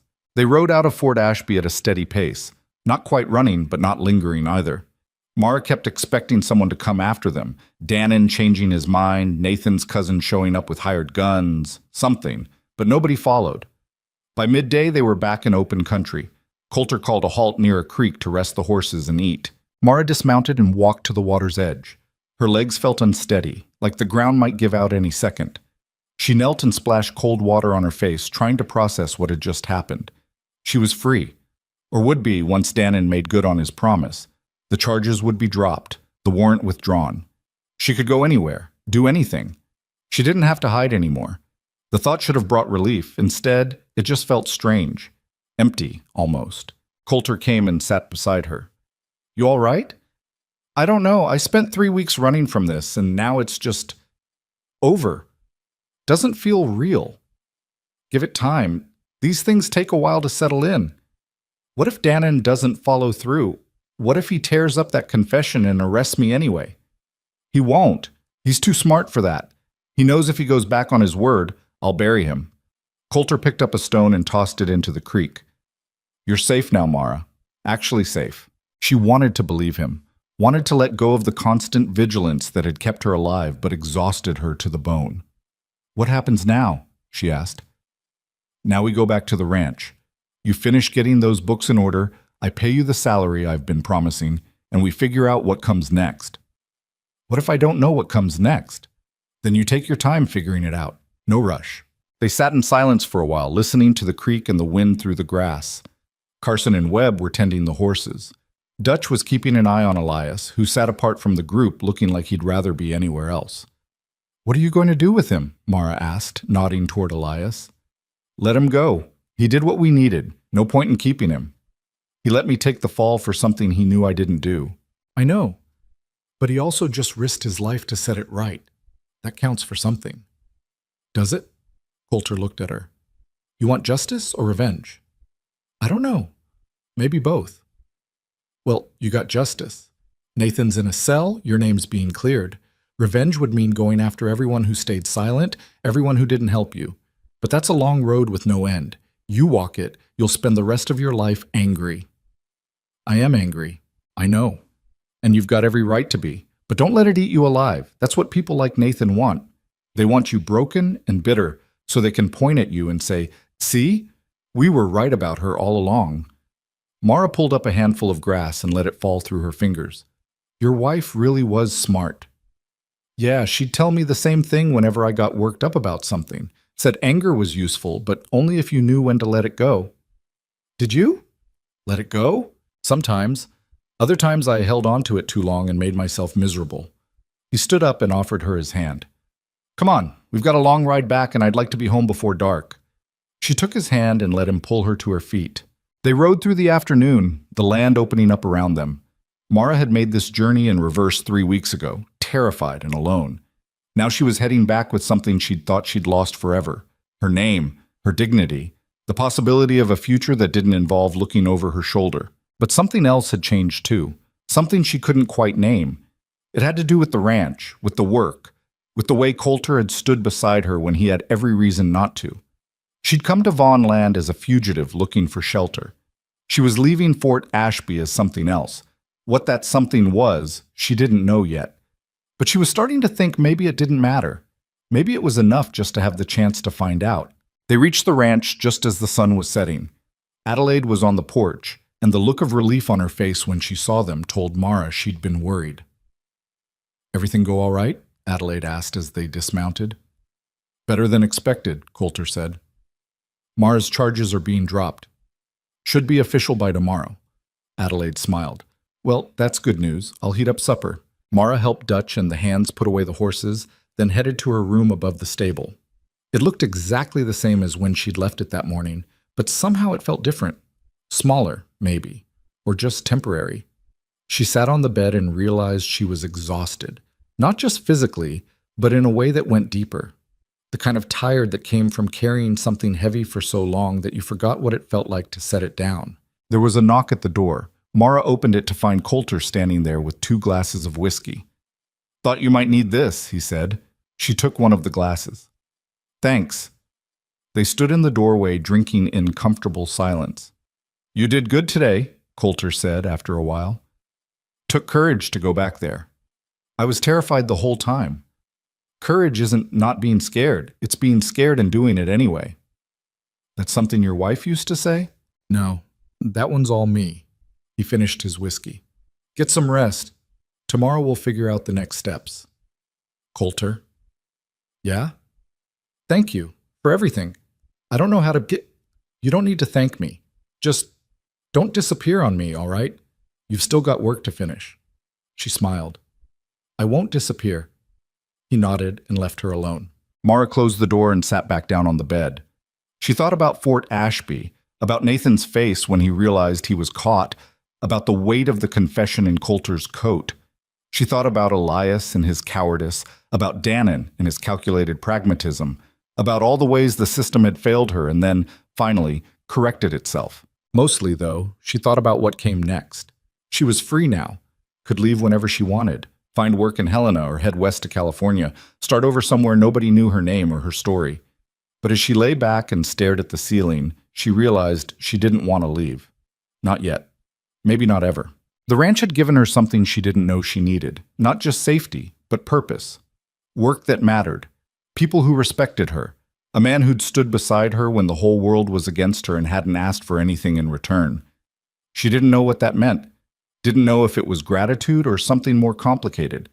But she knew she wasn't ready to walk away from it. Tomorrow she'd go back to the books. Fix the accounts, organize the records, do the job Coulter had hired her for. And after that, well, she'd figure it out. One day at a time, the way Adelaide had taught her, the way Coulter lived his life. For the first time in weeks, Mara fell asleep without the revolver in her hand. The wire from Dannon came the next afternoon, short and official, charges dropped, warrant withdrawn. Mara Vane cleared of all accusations. Coulter read it aloud in the office, then handed it to her. "It's done," he said. Mara stared at the paper, 10 words that gave her back her life. "I should feel different," she said, relieved or happy or something, "but I just feel numb." "That'll pass. Give yourself time." "How much time?" "However much you need." She folded the wire carefully and put it in her pocket. Then she went back to work, because work was the only thing that made sense right now. The days that followed had a strange quality to them. Normal on the surface, morning chores, afternoon bookkeeping, evening meals with Adelaide and the hands. But underneath, Mara could feel something shifting. The fear that had driven her for weeks was gone, replaced by something else. Possibility, maybe. Or just the quiet realization that she got to choose what happened next. Coulter gave her space, but stayed close. He'd check in on her work, ask if she needed anything, then disappear into the business of running the ranch. But sometimes, late at night, she'd see him on the porch again, staring out at the land like he was searching for answers in the darkness. One evening, about a week after they'd returned from Fort Ashby, Mara finished the last of the account reconciliations. 3 months of work, finally complete. Every transaction recorded, every discrepancy resolved, every number balanced. She found Coulter in his study and handed him the final ledger. "It's done," she said. "Your books are clean." He looked through the pages, nodding slowly. "Good work. Better than I expected, actually." "Is that a compliment?" "It's a fact. You've got a head for this. Better than anyone I've hired before." "So what now? I've finished what you hired me for." Coulter set down the ledger. "That depends. What do you want?" It was the question she'd been asking herself for days. What did she want?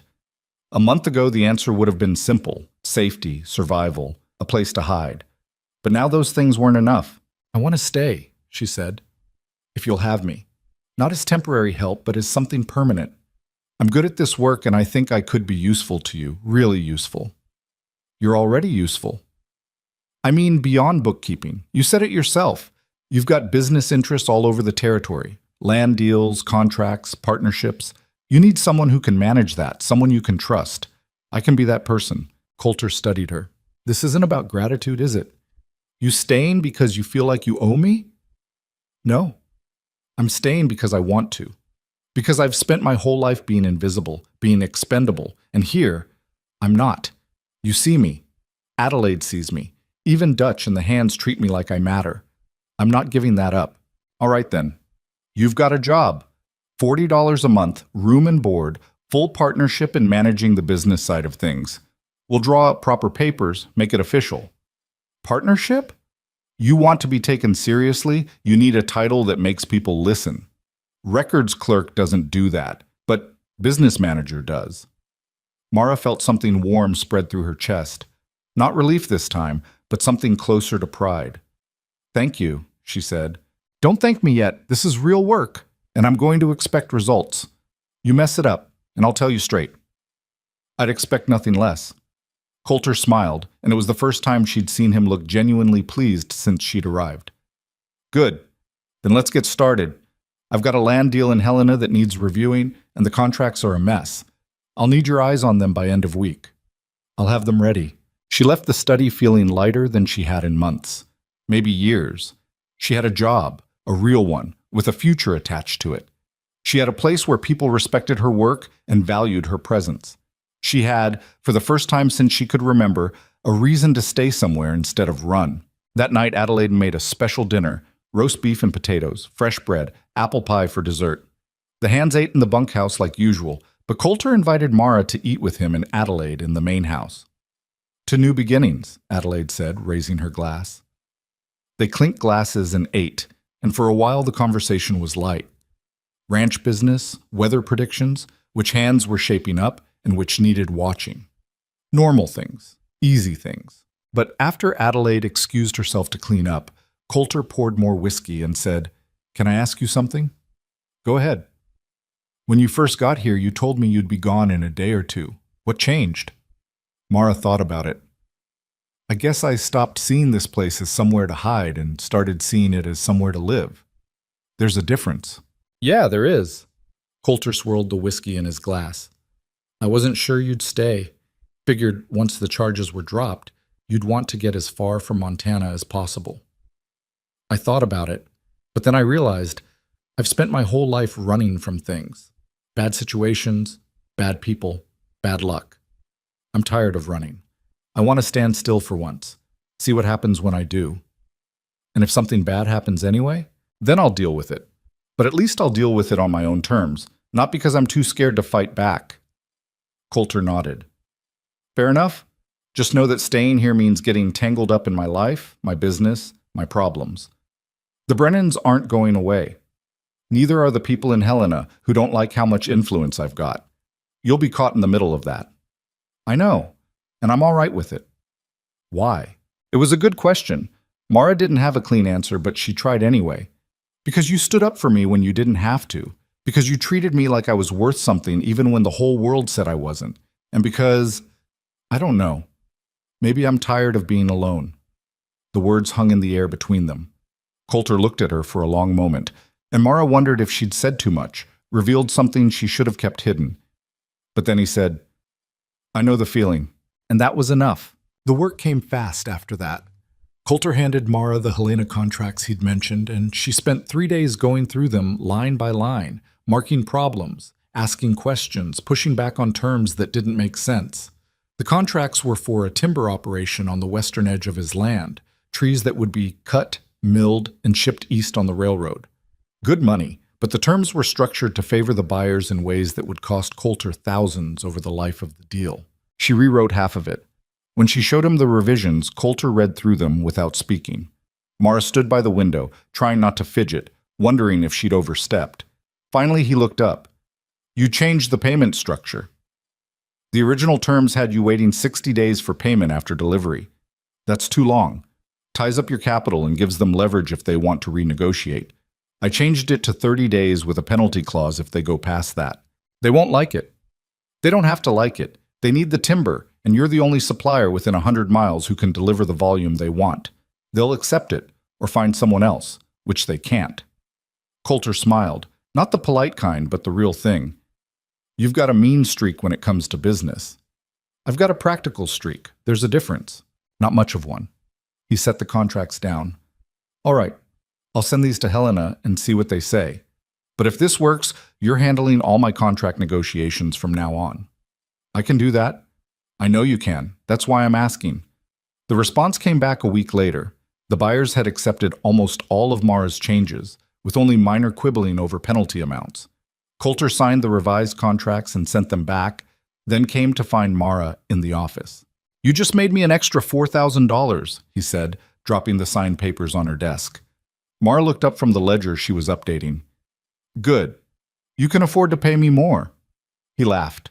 Actually laughed, which was rare enough that Adelaide stuck her head in from the kitchen to see what was happening.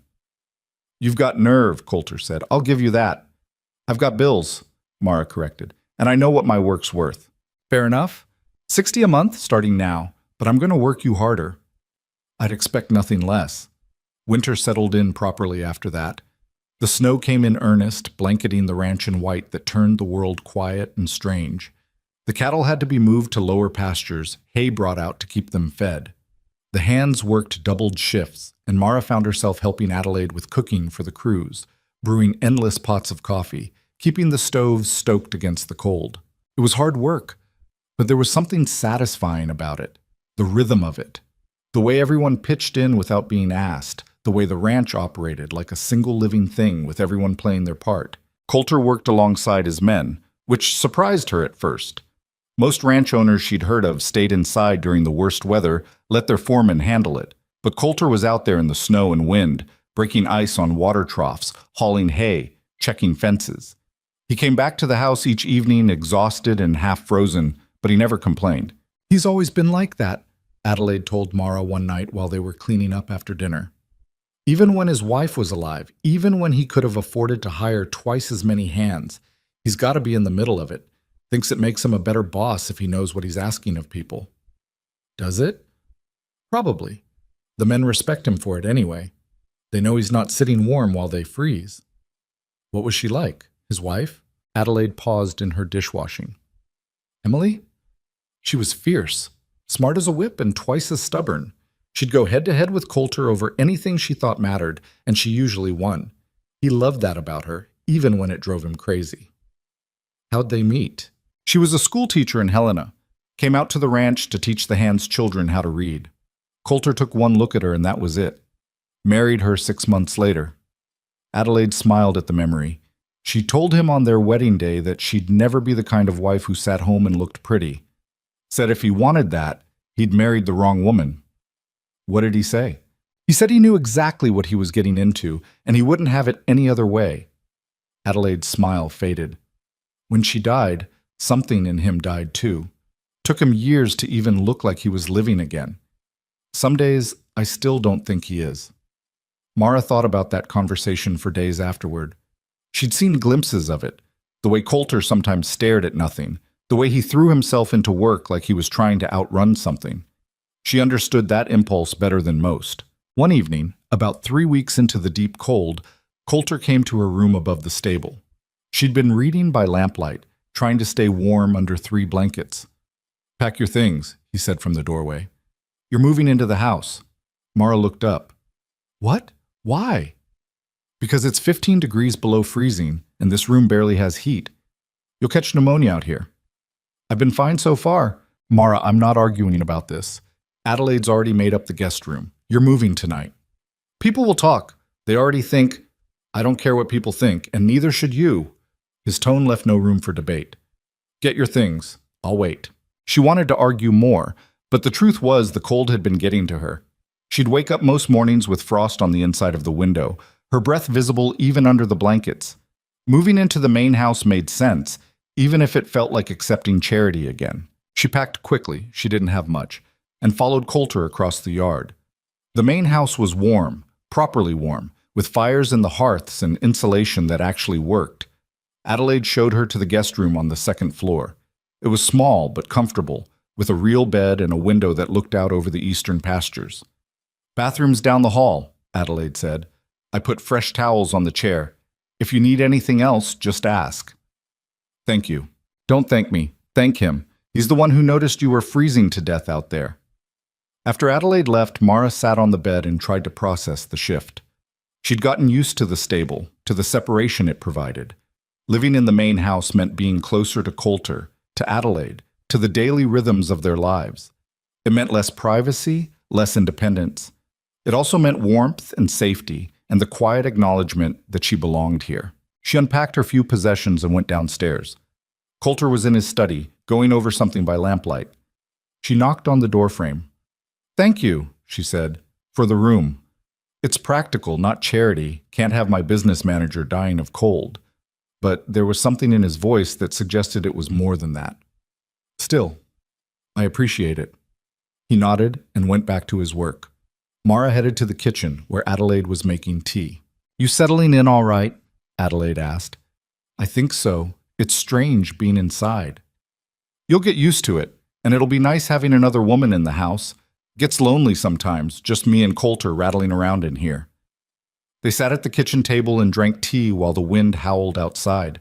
Adelaide talked about the ranch, about the hands and their families, about the rhythms of the seasons. It was easy conversation, the kind that didn't require much thinking, but underneath it, Mara felt something shifting again. She'd crossed another threshold without quite meaning to. From fugitive to employee to, what? Household member? Friend? She didn't have words for it yet, but she could feel the weight of it, the significance. The weeks turned into months. January gave way to February, and the cold persisted but became familiar. Mara settled into her new room, into the routines of the house. She and Adelaide fell into an easy partnership, Adelaide handling the cooking and general household management, Mara handling the business side and helping where needed. Coulter was around more than she expected. He'd work in his study some days, ride out with the hands on others. But most evenings he'd find his way to wherever Mara was working, and they'd go over contracts, discuss business strategy, argue about the best way to handle various deals. The arguments were the best part. Coulter didn't coddle her or pretend to agree when he didn't. He'd push back hard on her ideas, force her to defend her reasoning, and when she was right, which was often, he'd admit it without ego.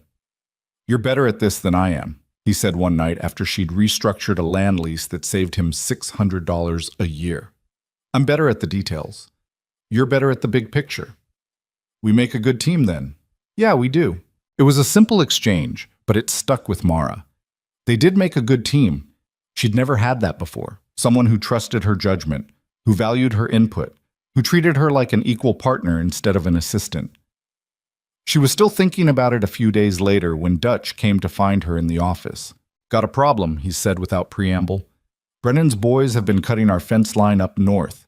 Found 3 sections down this morning, and some of our cattle wandered onto his land."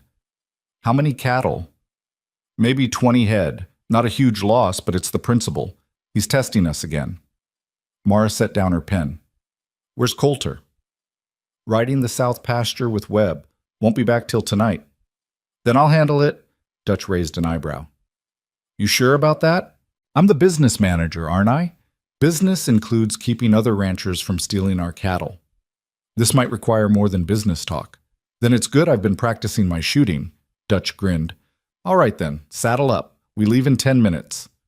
Mara changed into riding clothes and strapped on the revolver she'd gotten comfortable wearing. It felt natural now, the weight of it. Not something she carried out of fear, but out of preparedness. They rode north with two of the hands, Carson and a newer man named Riley. The fence line was exactly as Dutch had described. 3 sections cut clean, the wire pulled back to create wide gaps. Fresh tracks showed cattle moving through, heading toward Brennan land. Deliberate, Dutch said, examining the cuts. These weren't broken by animals. Someone did this with wire cutters. Can we prove it was Brennan's people? Not unless we caught them doing it, but everyone knows who it was. Mara looked across the boundary toward Brennan's ranch. She could see buildings in the distance, smoke rising from chimneys. All right, she said, let's go get our cattle back. Just like that? Just like that. They crossed onto Brennan land and found the cattle grazing near a water source about a mile in. The Vaughn brand was clear on their hides, but standing between Mara's group and the cattle were 3 of Brennan's hands, all armed. You're on private property, one of them called out. Young guy, probably mid-20s, with the kind of swagger that came from not being tested yet. Mara rode forward. Those are Vaughn cattle. We're taking them back. Those cattle crossed onto our land of their own accord. That makes them ours. They crossed because someone cut our fence. That makes them stolen. Got proof of that? Got proof they didn't? Mara kept her voice level, the way she'd heard Coulter do. No anger, just certainty. We can stand here and argue about it, or you can step aside and let us collect what's ours. Either way, those cattle are coming with us. The young hand looked uncertain. His companions shifted in their saddles, hands moving toward their guns. Dutch moved his horse up beside Mara's. Boys, we don't want trouble, but we're not leaving without those cattle. Now you can explain to Mr. Brennan why you let us take them, or you can explain why you started a range war over 20 head that don't belong to you anyway. Your choice. For a long moment, nobody moved. Mara's hand rested near her revolver, not on it, but close enough. She could feel her heart pounding, but kept her expression calm. Then one of the older Brennan hands, a man Mara vaguely recognized from town, said, "Let them take the cattle. This isn't worth dying over." The young hand looked like he wanted to argue, but his companions were already backing their horses away. "This isn't over," the young one said. "Never thought it was," Mara replied. Dutch and the hands rounded up the cattle while Mara stayed mounted, watching the Brennan men. They didn't interfere, just watched with resentment clear on their faces. The ride back was tense. Mara kept expecting someone to come after them, but no one did. By the time they got the cattle back across the boundary and started repairing the fence, the sun was setting. "Not bad," Dutch said as they worked. "You handled yourself well back there." "I was terrified the whole time." "Couldn't tell. That's what matters." They finished the fence repairs and rode back to the ranch. Coulter was waiting in the yard, and from his expression, he'd already heard what happened. "You went on to Brennan land," he said to Mara. "Not a question." "I got our cattle back." "You could have waited for me." "The cattle were being stolen. I wasn't going to wait." Coulter looked at Dutch, who nodded confirmation, then back to Mara. "You're either very brave or very stupid," he said. "I haven't decided which." "Can't it be both?" Despite himself, Coulter smiled. "Go clean up. We'll talk about this after dinner." But when dinner came, he didn't bring it up. Just asked Dutch for details, nodded at the answers, and moved on to other ranch business. It wasn't until later, when Mara was in the office finishing some paperwork, that he came to find her. "You took a risk today," he said. "I know." Brennan could have used it as an excuse to start something bigger. But he didn't, this time. Coulter sat on the edge of the desk. "You're not wrong for going after the cattle, but you need to understand what you're walking into. Brennan's not just trying to steal stock. He's trying to provoke me into a fight he thinks he can win. Every time we respond, it escalates." "So what should I have done? Let him keep our cattle?" "No. You did the right thing. I just need you to be careful. You're important to this ranch now, important to me, and I don't want to lose you because Brennan decided to make an example." The words hung between them. Important to me. Mara didn't know quite what to do with that. I'll be more careful, she said finally. Good. Coulter stood to leave, then paused. You handled yourself well today. Dutch said you didn't back down, didn't show fear. That's not easy to do. I learned from the best. Emily would have liked you, he said again. She would have liked how you stand your ground. You talk about her more now, Mara observed, than when I first got here. Yeah, I guess I do. Coulter looked out the window. For a long time after she died, I couldn't. Hurt too much. But lately, I don't know. Feels less like losing her and more like remembering her, if that makes sense. It does. Adelaide thinks it's because of you. Says you remind me that life keeps going whether I'm ready or not. Is she right? Probably. She usually is. He turned back to face her. I'm glad you're here, Mara. I don't think I've said that clearly enough, but I am. I'm glad I'm here too. After he left, Mara sat in the quiet office and let herself feel the weight of what had just happened. Not just the conversation, but all of it. The way Coulter trusted her with the ranch, the way he'd opened up about Emily, the way he'd called her important. She'd come here running from a false accusation, desperate and alone. And somewhere along the way, she'd built something real. Not just a job or a place to live, but connections, purpose, maybe even belonging. The thought should have scared her. She'd spent so long keeping people at arm's length, not letting anyone get close enough to hurt her. But with Coulter, with Adelaide, with Dutch and the hands, it didn't feel dangerous. It felt right. The confrontation with the Brennan's men spread through the territory faster than Mara expected. Within a week, people were talking about it in town. The woman who'd ridden onto Brennan land and faced down his hands without flinching. Some of the stories were accurate. Most weren't. Catherine Brennan showed up at the ranch 3 days later, her carriage pulling up to the main house just after breakfast. Mara was in the office when Adelaide came to get her. Mrs. Brennan's here to see you, Adelaide said, her tone suggesting she thought this was a bad idea. Mara found Catherine in the parlor, looking like she'd dressed for a society function instead of a ranch visit. Coulter was there too, standing by the fireplace with his arms crossed. Mrs. Brennan, Mara said, what can I do for you? You can tell me what you think you're doing, Catherine said, her voice sharp. Riding onto our land, threatening my husband's men. I collected cattle that were stolen when your husband's men cut our fence. That's not a threat. That's business.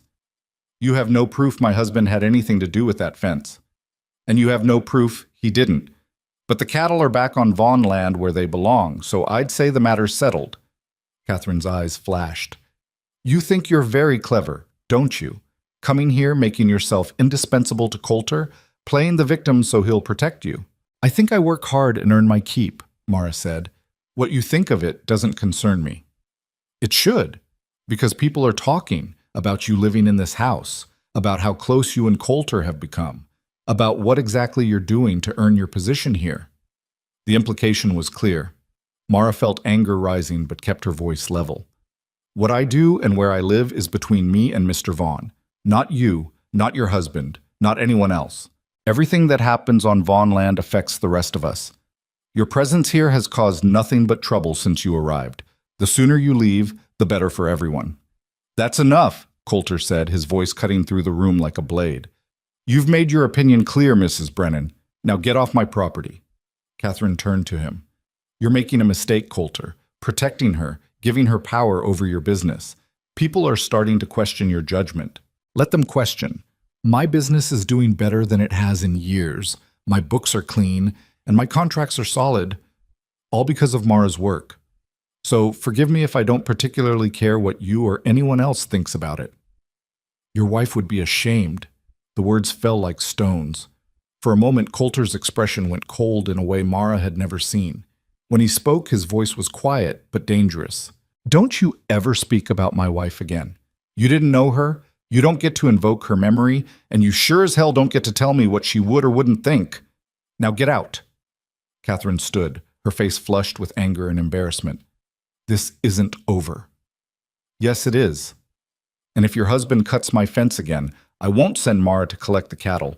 I'll come myself and I'll bring every hand I've got. Are we clear? Catherine didn't answer, just swept out of the parlor and into her waiting carriage. After she was gone, Mara turned to Coulter. I'm sorry, I didn't mean to... Don't apologize, you did nothing wrong. He moved to the window, watching the carriage disappear down the road. Catherine's been trying to undermine me for years. This is just her latest attempt. She's right about one thing, though. People are talking. People always talk. It's what they do when they don't have enough real problems to worry about. But if it's affecting your reputation, my reputation can handle it. What matters is whether you can. He turned to face her. This is going to get worse before it gets better. The Brennans won't back down, and people like Catherine will keep spreading stories. If that's too much for you, I'll understand if you want to leave. Mara thought about it. Really thought about it. A month ago, maybe even a week ago, she might have considered it. But not now. I'm not leaving, she said. I told you before. I'm done running.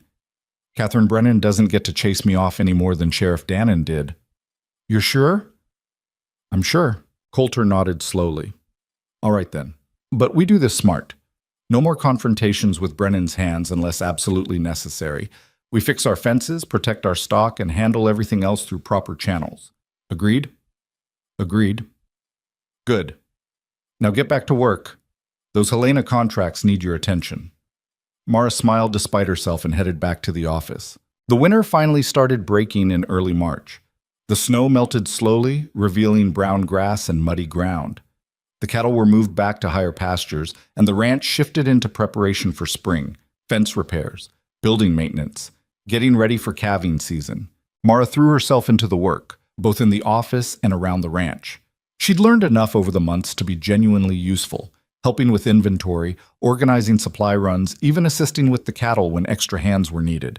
She was good at it, all of it, and for the first time in her life, she felt like she'd found something she was meant to do. One evening in late March, Coulter asked her to ride out with him to check the northern boundary.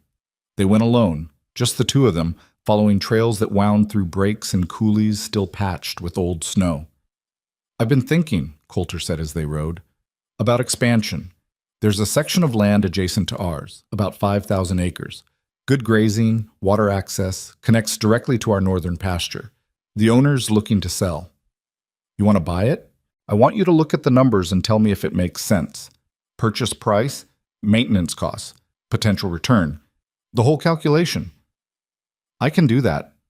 I know you can. That's why I'm asking. He paused. I'm also thinking about something else. Something bigger.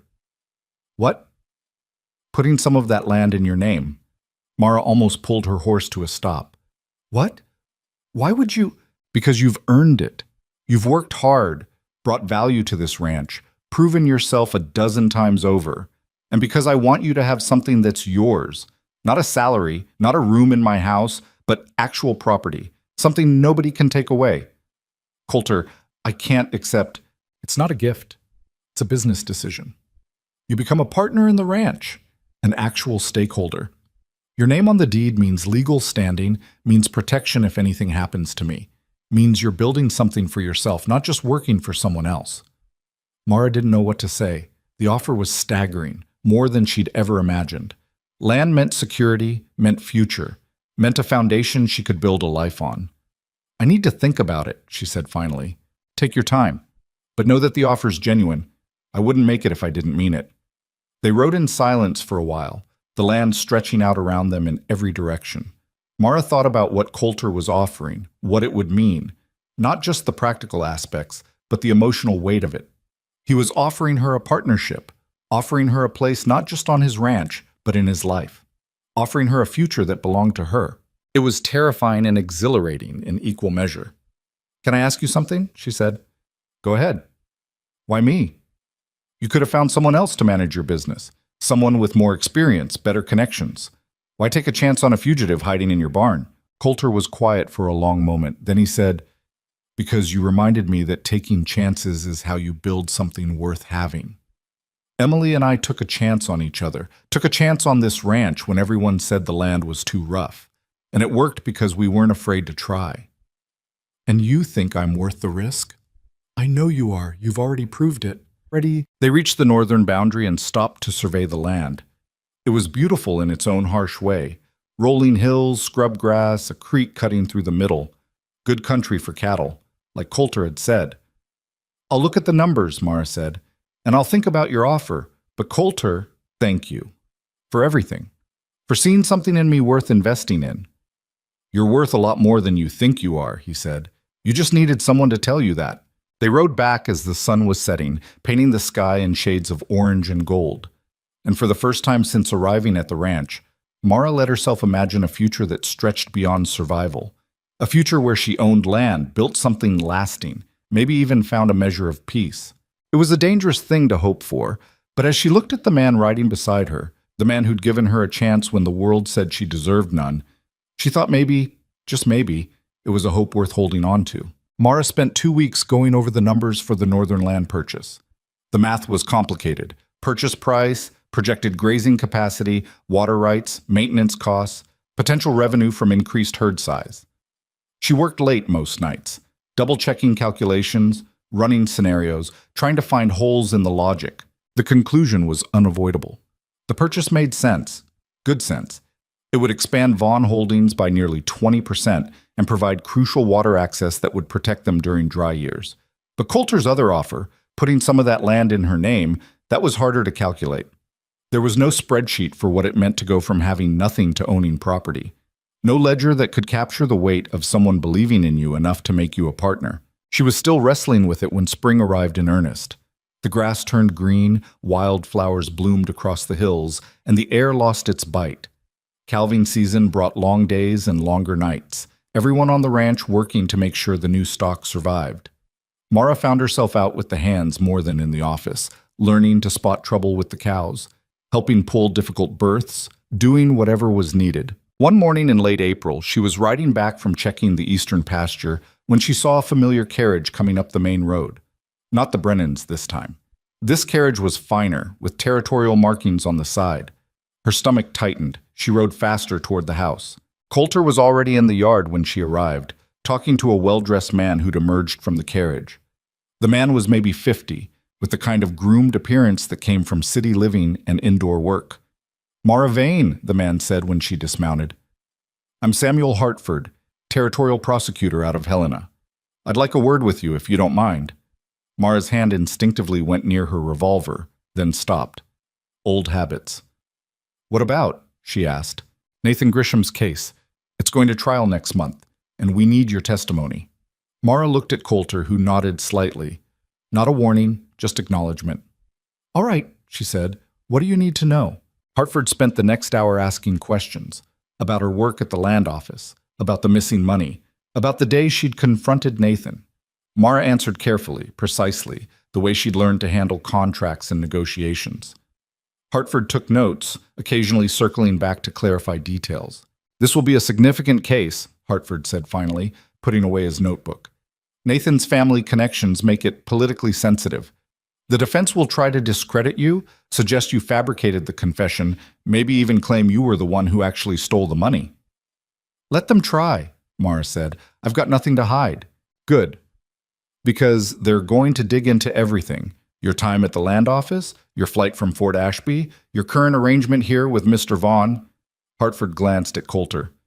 "They'll try to paint you as morally questionable to undermine your credibility."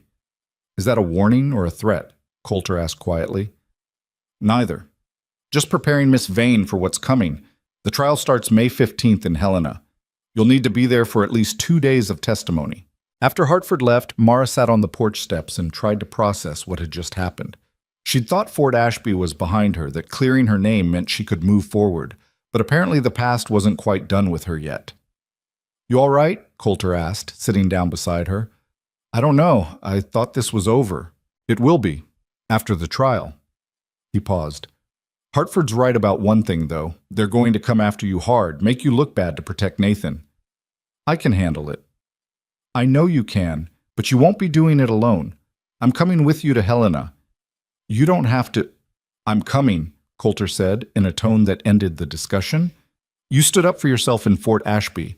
Now it's time to finish what we started." The weeks before the trial passed in a blur of preparation.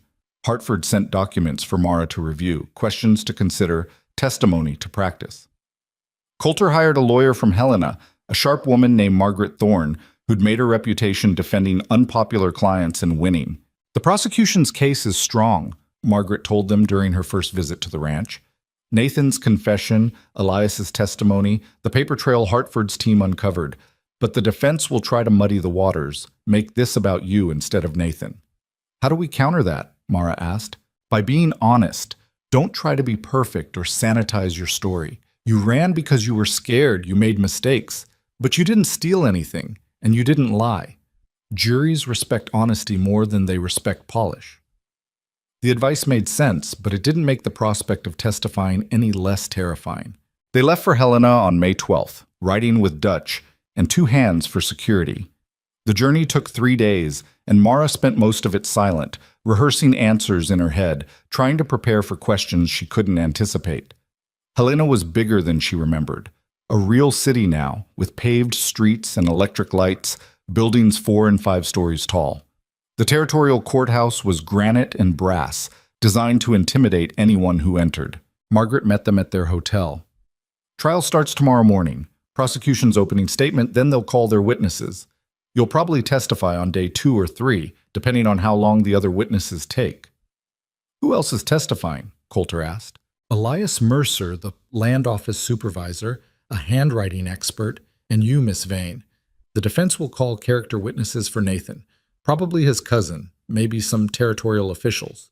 They'll try to paint him as a good man who made a mistake. He framed an innocent woman to save himself, Mara said. That's not a mistake, that's a choice. I agree. We just need to make sure the jury agrees too. The trial started at 9 the next morning. The courtroom was packed, journalists, curious citizens, territorial officials there to see how the case played out. Mara sat in the gallery with Coulter, watching as Nathan was brought in. He looked smaller than she remembered, diminished by the weight of what he'd done. The prosecution's opening statement was thorough and damning. Hartford laid out the theft, the cover-up, the framing of Mara with cold precision. The defense countered by painting Nathan as a young man who'd fallen into debt and made a desperate choice, one he regretted deeply. The first witnesses were technical, the land office supervisor confirming the theft, the handwriting expert verifying that Nathan had forged the documents. Then came Elias. Elias looked terrible on the stand, pale and shaking, clearly terrified. But under Hartford's questioning, he told the truth. About overhearing Nathan and his cousin planning to frame Mara. About staying silent out of fear. About finally coming forward when Coulter confronted him. The defense tore into him on cross-examination, called him a coward, suggested he was lying to save himself, implied Coulter had paid him to fabricate the story. Elias stammered through his answers, and Mara could see the jury wavering. Then it was her turn. Hartford called her on the afternoon of the second day. Mara walked to the witness stand with her heart hammering, acutely aware of every eye in the courtroom watching her. Miss Vane, Hartford began after she was sworn in, can you tell us about your work at the Territorial Land Office? She did. 3 years of filing records, managing documents, cross-referencing property claims. Honest work for honest pay. And when the money went missing, what happened? Sheriff Dannon came to arrest me, said I'd stolen $300 in territorial vouchers. I knew I hadn't, but I also knew no one would believe me. So I ran. Why didn't you stay and defend yourself? Because I'd worked long enough to know how the system worked. Someone powerful needed a suspect, and I was convenient. No family, no connections, no one who'd fight for me. I'd have been convicted before I ever saw a courtroom. Hartford walked her through the weeks of running, the arrival at Vaughn Ranch, the eventual confrontation with Nathan. Mara answered carefully, honestly, the way Margaret had coached her. Then the defense attorney stood up for cross-examination. His name was Robert Caldwell, and he had the kind of smooth confidence that came from winning cases for wealthy clients. He smiled at Mara like they were old friends. Miss Vane, you admit you fled from the law? Yes. And you hid on Mr. Vaughn's ranch for weeks before confronting my client? I worked on Mr. Vaughn's ranch. There's a difference. Is there? You were a fugitive from justice, were you not? I was an innocent woman running from a false accusation. So you say. But isn't it true that you and Mr. Vaughn fabricated employment documents to make your presence on his ranch appear legitimate? Margaret objected. The judge sustained it, but the damage was done. The jury had heard the implication. Caldwell kept pushing, asked about her relationship with Coulter, suggested there was something improper about it, asked why she'd waited so long to confront Nathan if she was really innocent. twisted every answer to make her look calculating and dishonest. Mara felt herself getting angry, but forced it down. Margaret had warned her about this. Don't get defensive. Stay calm. Tell the truth and let the jury decide. Mr. Caldwell, she said finally, her voice steady, you can imply whatever you want about my character. But the facts are simple. Your client stole money, forged documents, and framed me to protect himself. He confessed to it in writing. That's not something I made up or fabricated. That's the truth, whether you want to accept it or not. Caldwell tried to interrupt, but Mara kept going. I spent 3 weeks running for my life because of what he did. I lost my job, my reputation, everything I'd worked for. And when I finally got the chance to confront him, he admitted it. Not because I threatened him, but because he knew he was caught. So you can attack me all you want, but it won't change what happened. The courtroom was silent when she finished. Caldwell looked like he wanted to say more, but instead he just said, no further questions. Hartford called her back for redirect, asked if she'd ever stolen anything from the land office. No, Mara said. Do you regret running instead of facing the charges? I regret that I had to, but I don't regret surviving. The prosecution rested. The defense called their witnesses, Nathan's cousin, who claimed Nathan was a good person who'd made a mistake under pressure, a territorial official who testified about Nathan's otherwise clean record, a minister who spoke about Nathan's regular church attendance. None of it changed the fundamental facts. Nathan had stolen the money. Nathan had framed Mara. Nathan had confessed. The closing arguments came on the 4th day. Caldwell made an impassioned plea for mercy, painting Nathan as a victim of circumstance who deserved a second chance. Hartford countered by reminding the jury that Mara had been the real victim, that Nathan had shown no mercy when he destroyed her life. The jury deliberated for 6 hours. When they came back, the verdict was guilty on all counts. Nathan's face crumpled. His cousin shouted something about injustice. The judge banged his gavel and called for order. Mara sat perfectly still, processing what had just happened. It was over, really over. Nathan would face punishment for what he'd done, and her name was fully cleared. No more shadows, no more questions. Coulter's hand found hers and squeezed. She squeezed back. Outside the courthouse, reporters swarmed them asking for statements. Margaret handled most of them, but one journalist pushed through to Mara directly. Miss Vane, how does it feel to have your name cleared? Mara thought about it.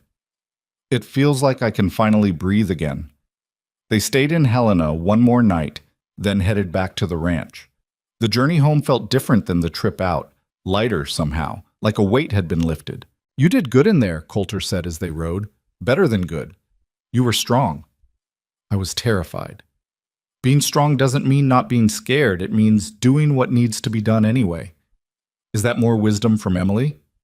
No, that one's from experience. He paused. Have you thought any more about my offer? About the land?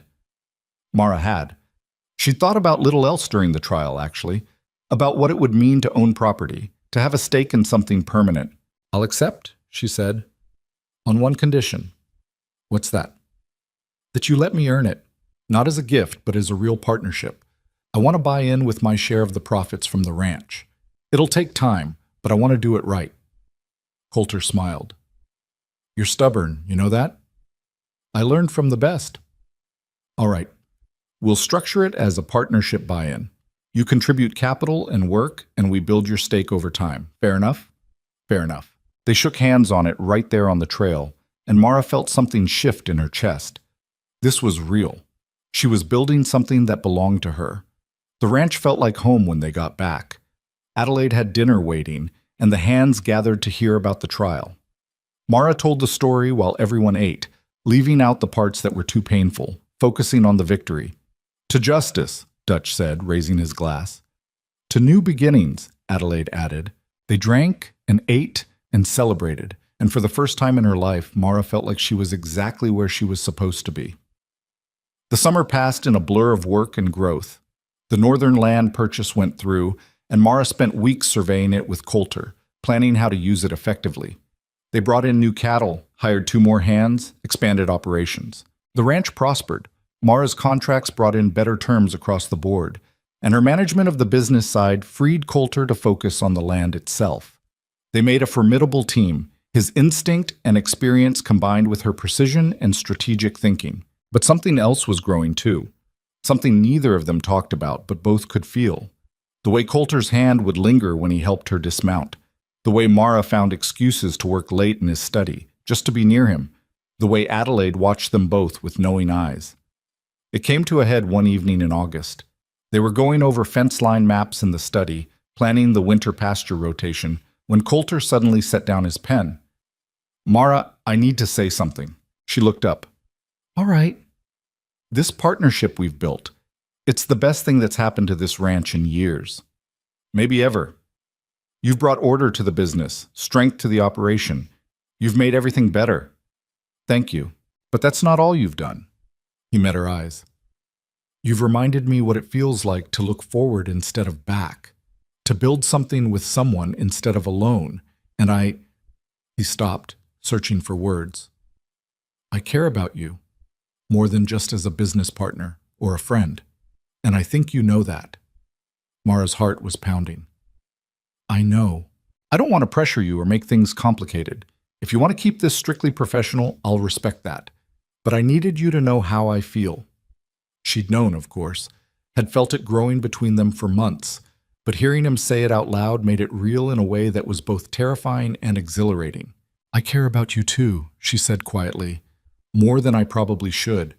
You saved my life, Coulter, not just by giving me shelter, but by reminding me that I was worth saving.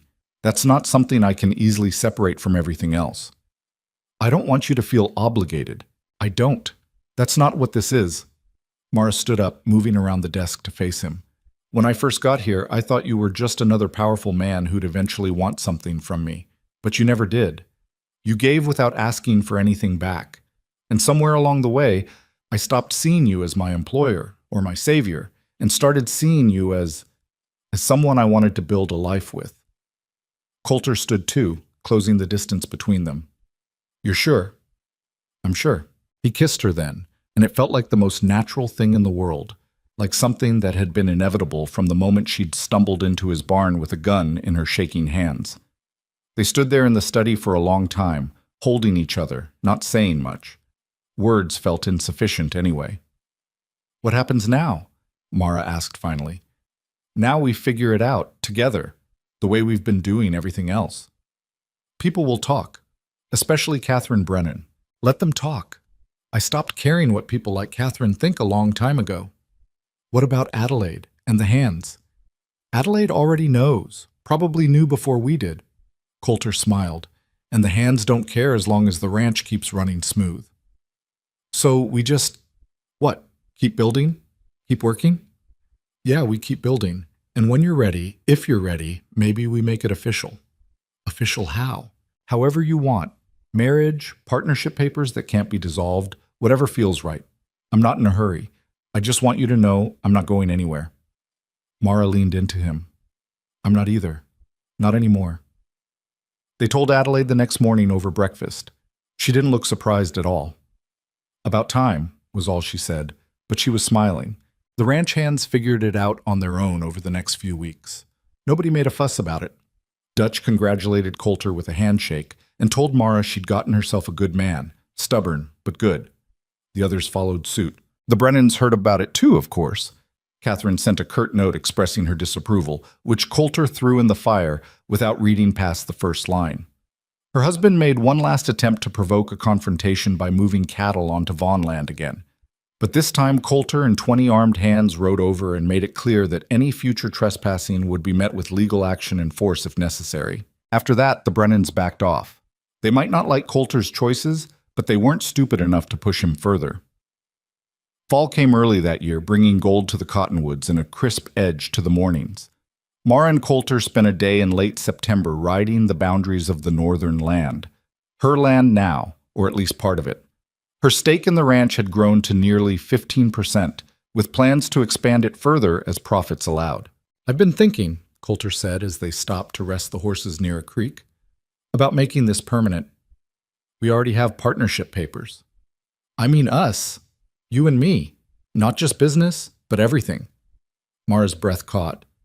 "Are you asking what I think you're asking?" "I'm asking if you'd consider marrying me, not because you owe me anything or because it's practical, though it wouldn't hurt the legal standing, but because I love you and I want to spend whatever time I have left building a life with you." She looked at him. This man who'd taken a chance on a desperate fugitive, who'd stood beside her through everything, who'd given her not just safety but purpose and partnership and love. "Yes," she said, "I'll marry you." They married in October under the cottonwoods near the main house, with Adelaide and Dutch as witnesses and most of the hands in attendance. Margaret Thorne came from Helena, as did a few business associates who'd become friends. Even Samuel Hartford showed up, congratulating them both. Catherine Brennan didn't come, which surprised no one. The ceremony was simple. No fancy clothes or elaborate decorations, just two people making promises they intended to keep, surrounded by people who'd helped them get there. "I never thought I'd do this again," Coulter said during his vows. "After Emily died, I convinced myself I was done. But you showed me that life doesn't end just because you think it should. You showed me that it's possible to build something new without forgetting what came before. I love you for that, for reminding me how to live." Mara's vows were harder to get through without crying. "I came here with nothing except fear and a gun I barely knew how to use. You gave me shelter, work, and a reason to stop running. But more than that, you gave me a choice. The choice to build instead of hide, to fight instead of flee, to become someone I could be proud of. I love you for that, for seeing something in me worth fighting for." They exchanged rings, simple gold bands, and kissed while everyone cheered. The celebration lasted into the evening. Adelaide made a feast, the hands broke out musical instruments Mara didn't know they had, and someone produced whiskey that was probably older than the territory itself. Later, when things had quieted down and most people had drifted back to their own lives, Mara and Coulter sat on the porch watching the stars. "Think we'll be happy?" Mara asked. "I think we'll work at it, same as everything else." That's not a very romantic answer. It's an honest one. Happiness isn't something that just happens. You build it, day by day, choice by choice. He pulled her closer. "But yeah, I think we'll be happy." "Good. Because I'm not going anywhere." "Neither am I." They sat there for a long time, listening to the sounds of the ranch settling down for the night. Somewhere in the distance, cattle lowed. Closer in, one of the hands was singing something off-key but heartfelt. Mara thought about the journey that had brought her here, from the desperate fugitive hiding in a barn to a woman who owned land, managed a successful business, and had just married a man she loved. It seemed impossible when she laid it out like that. Too good to be true. But it wasn't a fairy tale or a miracle. It was just what happened when you stopped running and started building. When you found people who believed in you and believed in them back. When you took the chances that scared you and did the work that mattered. The years that followed proved that building was harder than running, but infinitely more rewarding. The ranch continued to grow. Mara's business acumen brought in contracts and partnerships that expanded their reach across the territory. Coulter's instinct for land and cattle kept the operation solid and sustainable. They fought sometimes, both too stubborn for their own good, both used to being right. But they learned to fight fair, to listen, to compromise when it mattered, and hold firm when it didn't. Adelaide stayed with them until she passed peacefully one winter morning 5 years after the wedding. They buried her near Emily, under the cottonwoods she'd loved. Mara took over running the household, bringing her own touch to it while honoring what Adelaide had built. Dutch eventually retired, turning his duties over to Carson, but he stayed on the ranch in a cabin Coulter built for him, offering advice when asked and stories when he felt like it. The Brennans moved to California after their ranch failed. Catherine never did apologize, but she stopped being Mara's problem. Nathan Grisham served 8 years in territorial prison. Mara heard he'd found work as a clerk again after his release, in a small town where nobody knew his history. She hoped he'd learned something from it all, but she didn't waste time wondering. What mattered was the life she'd built, the ranch that bore her name alongside Coulter's, the respect she'd earned from the hands and the community, the partnership she and Coulter had forged through hard work and harder choices. She'd arrived at Vaughn land with nothing but fear and desperation. She left her mark on every acre of it, in the organized records, the smart contracts, the expansion that turned a successful ranch into a territorial powerhouse. But more than that, she'd found something she didn't know she needed. A home that wasn't just a place, but a life built with intention and care. A love that wasn't about rescue or gratitude, but about two imperfect people choosing each other every day. The frontier had a way of stripping people down to what they were really made of. For Mara, it had revealed that she was stronger than she'd known, braver than she'd believed, and worthy of the things she'd been taught to think were beyond her reach. She'd learned that running only takes you so far, that eventually you have to stand your ground and build something worth defending.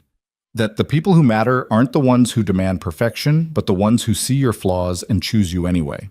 And she'd learned that wealth, real wealth, wasn't measured in acres or cattle or gold. It was measured in the people who stood beside you, the work that gave your life meaning, and the choice to keep building even when it would be easier to quit. Standing on the porch of the ranch house she now co-owned, watching the sun set over land that stretched farther than she could see, Mara understood something fundamental. She hadn't just survived. She'd built a legacy. Not alone, but with a partner who'd believed in her when belief was the rarest commodity in the territory. And that, more than any verdict or cleared name or legal document, was what freedom really meant.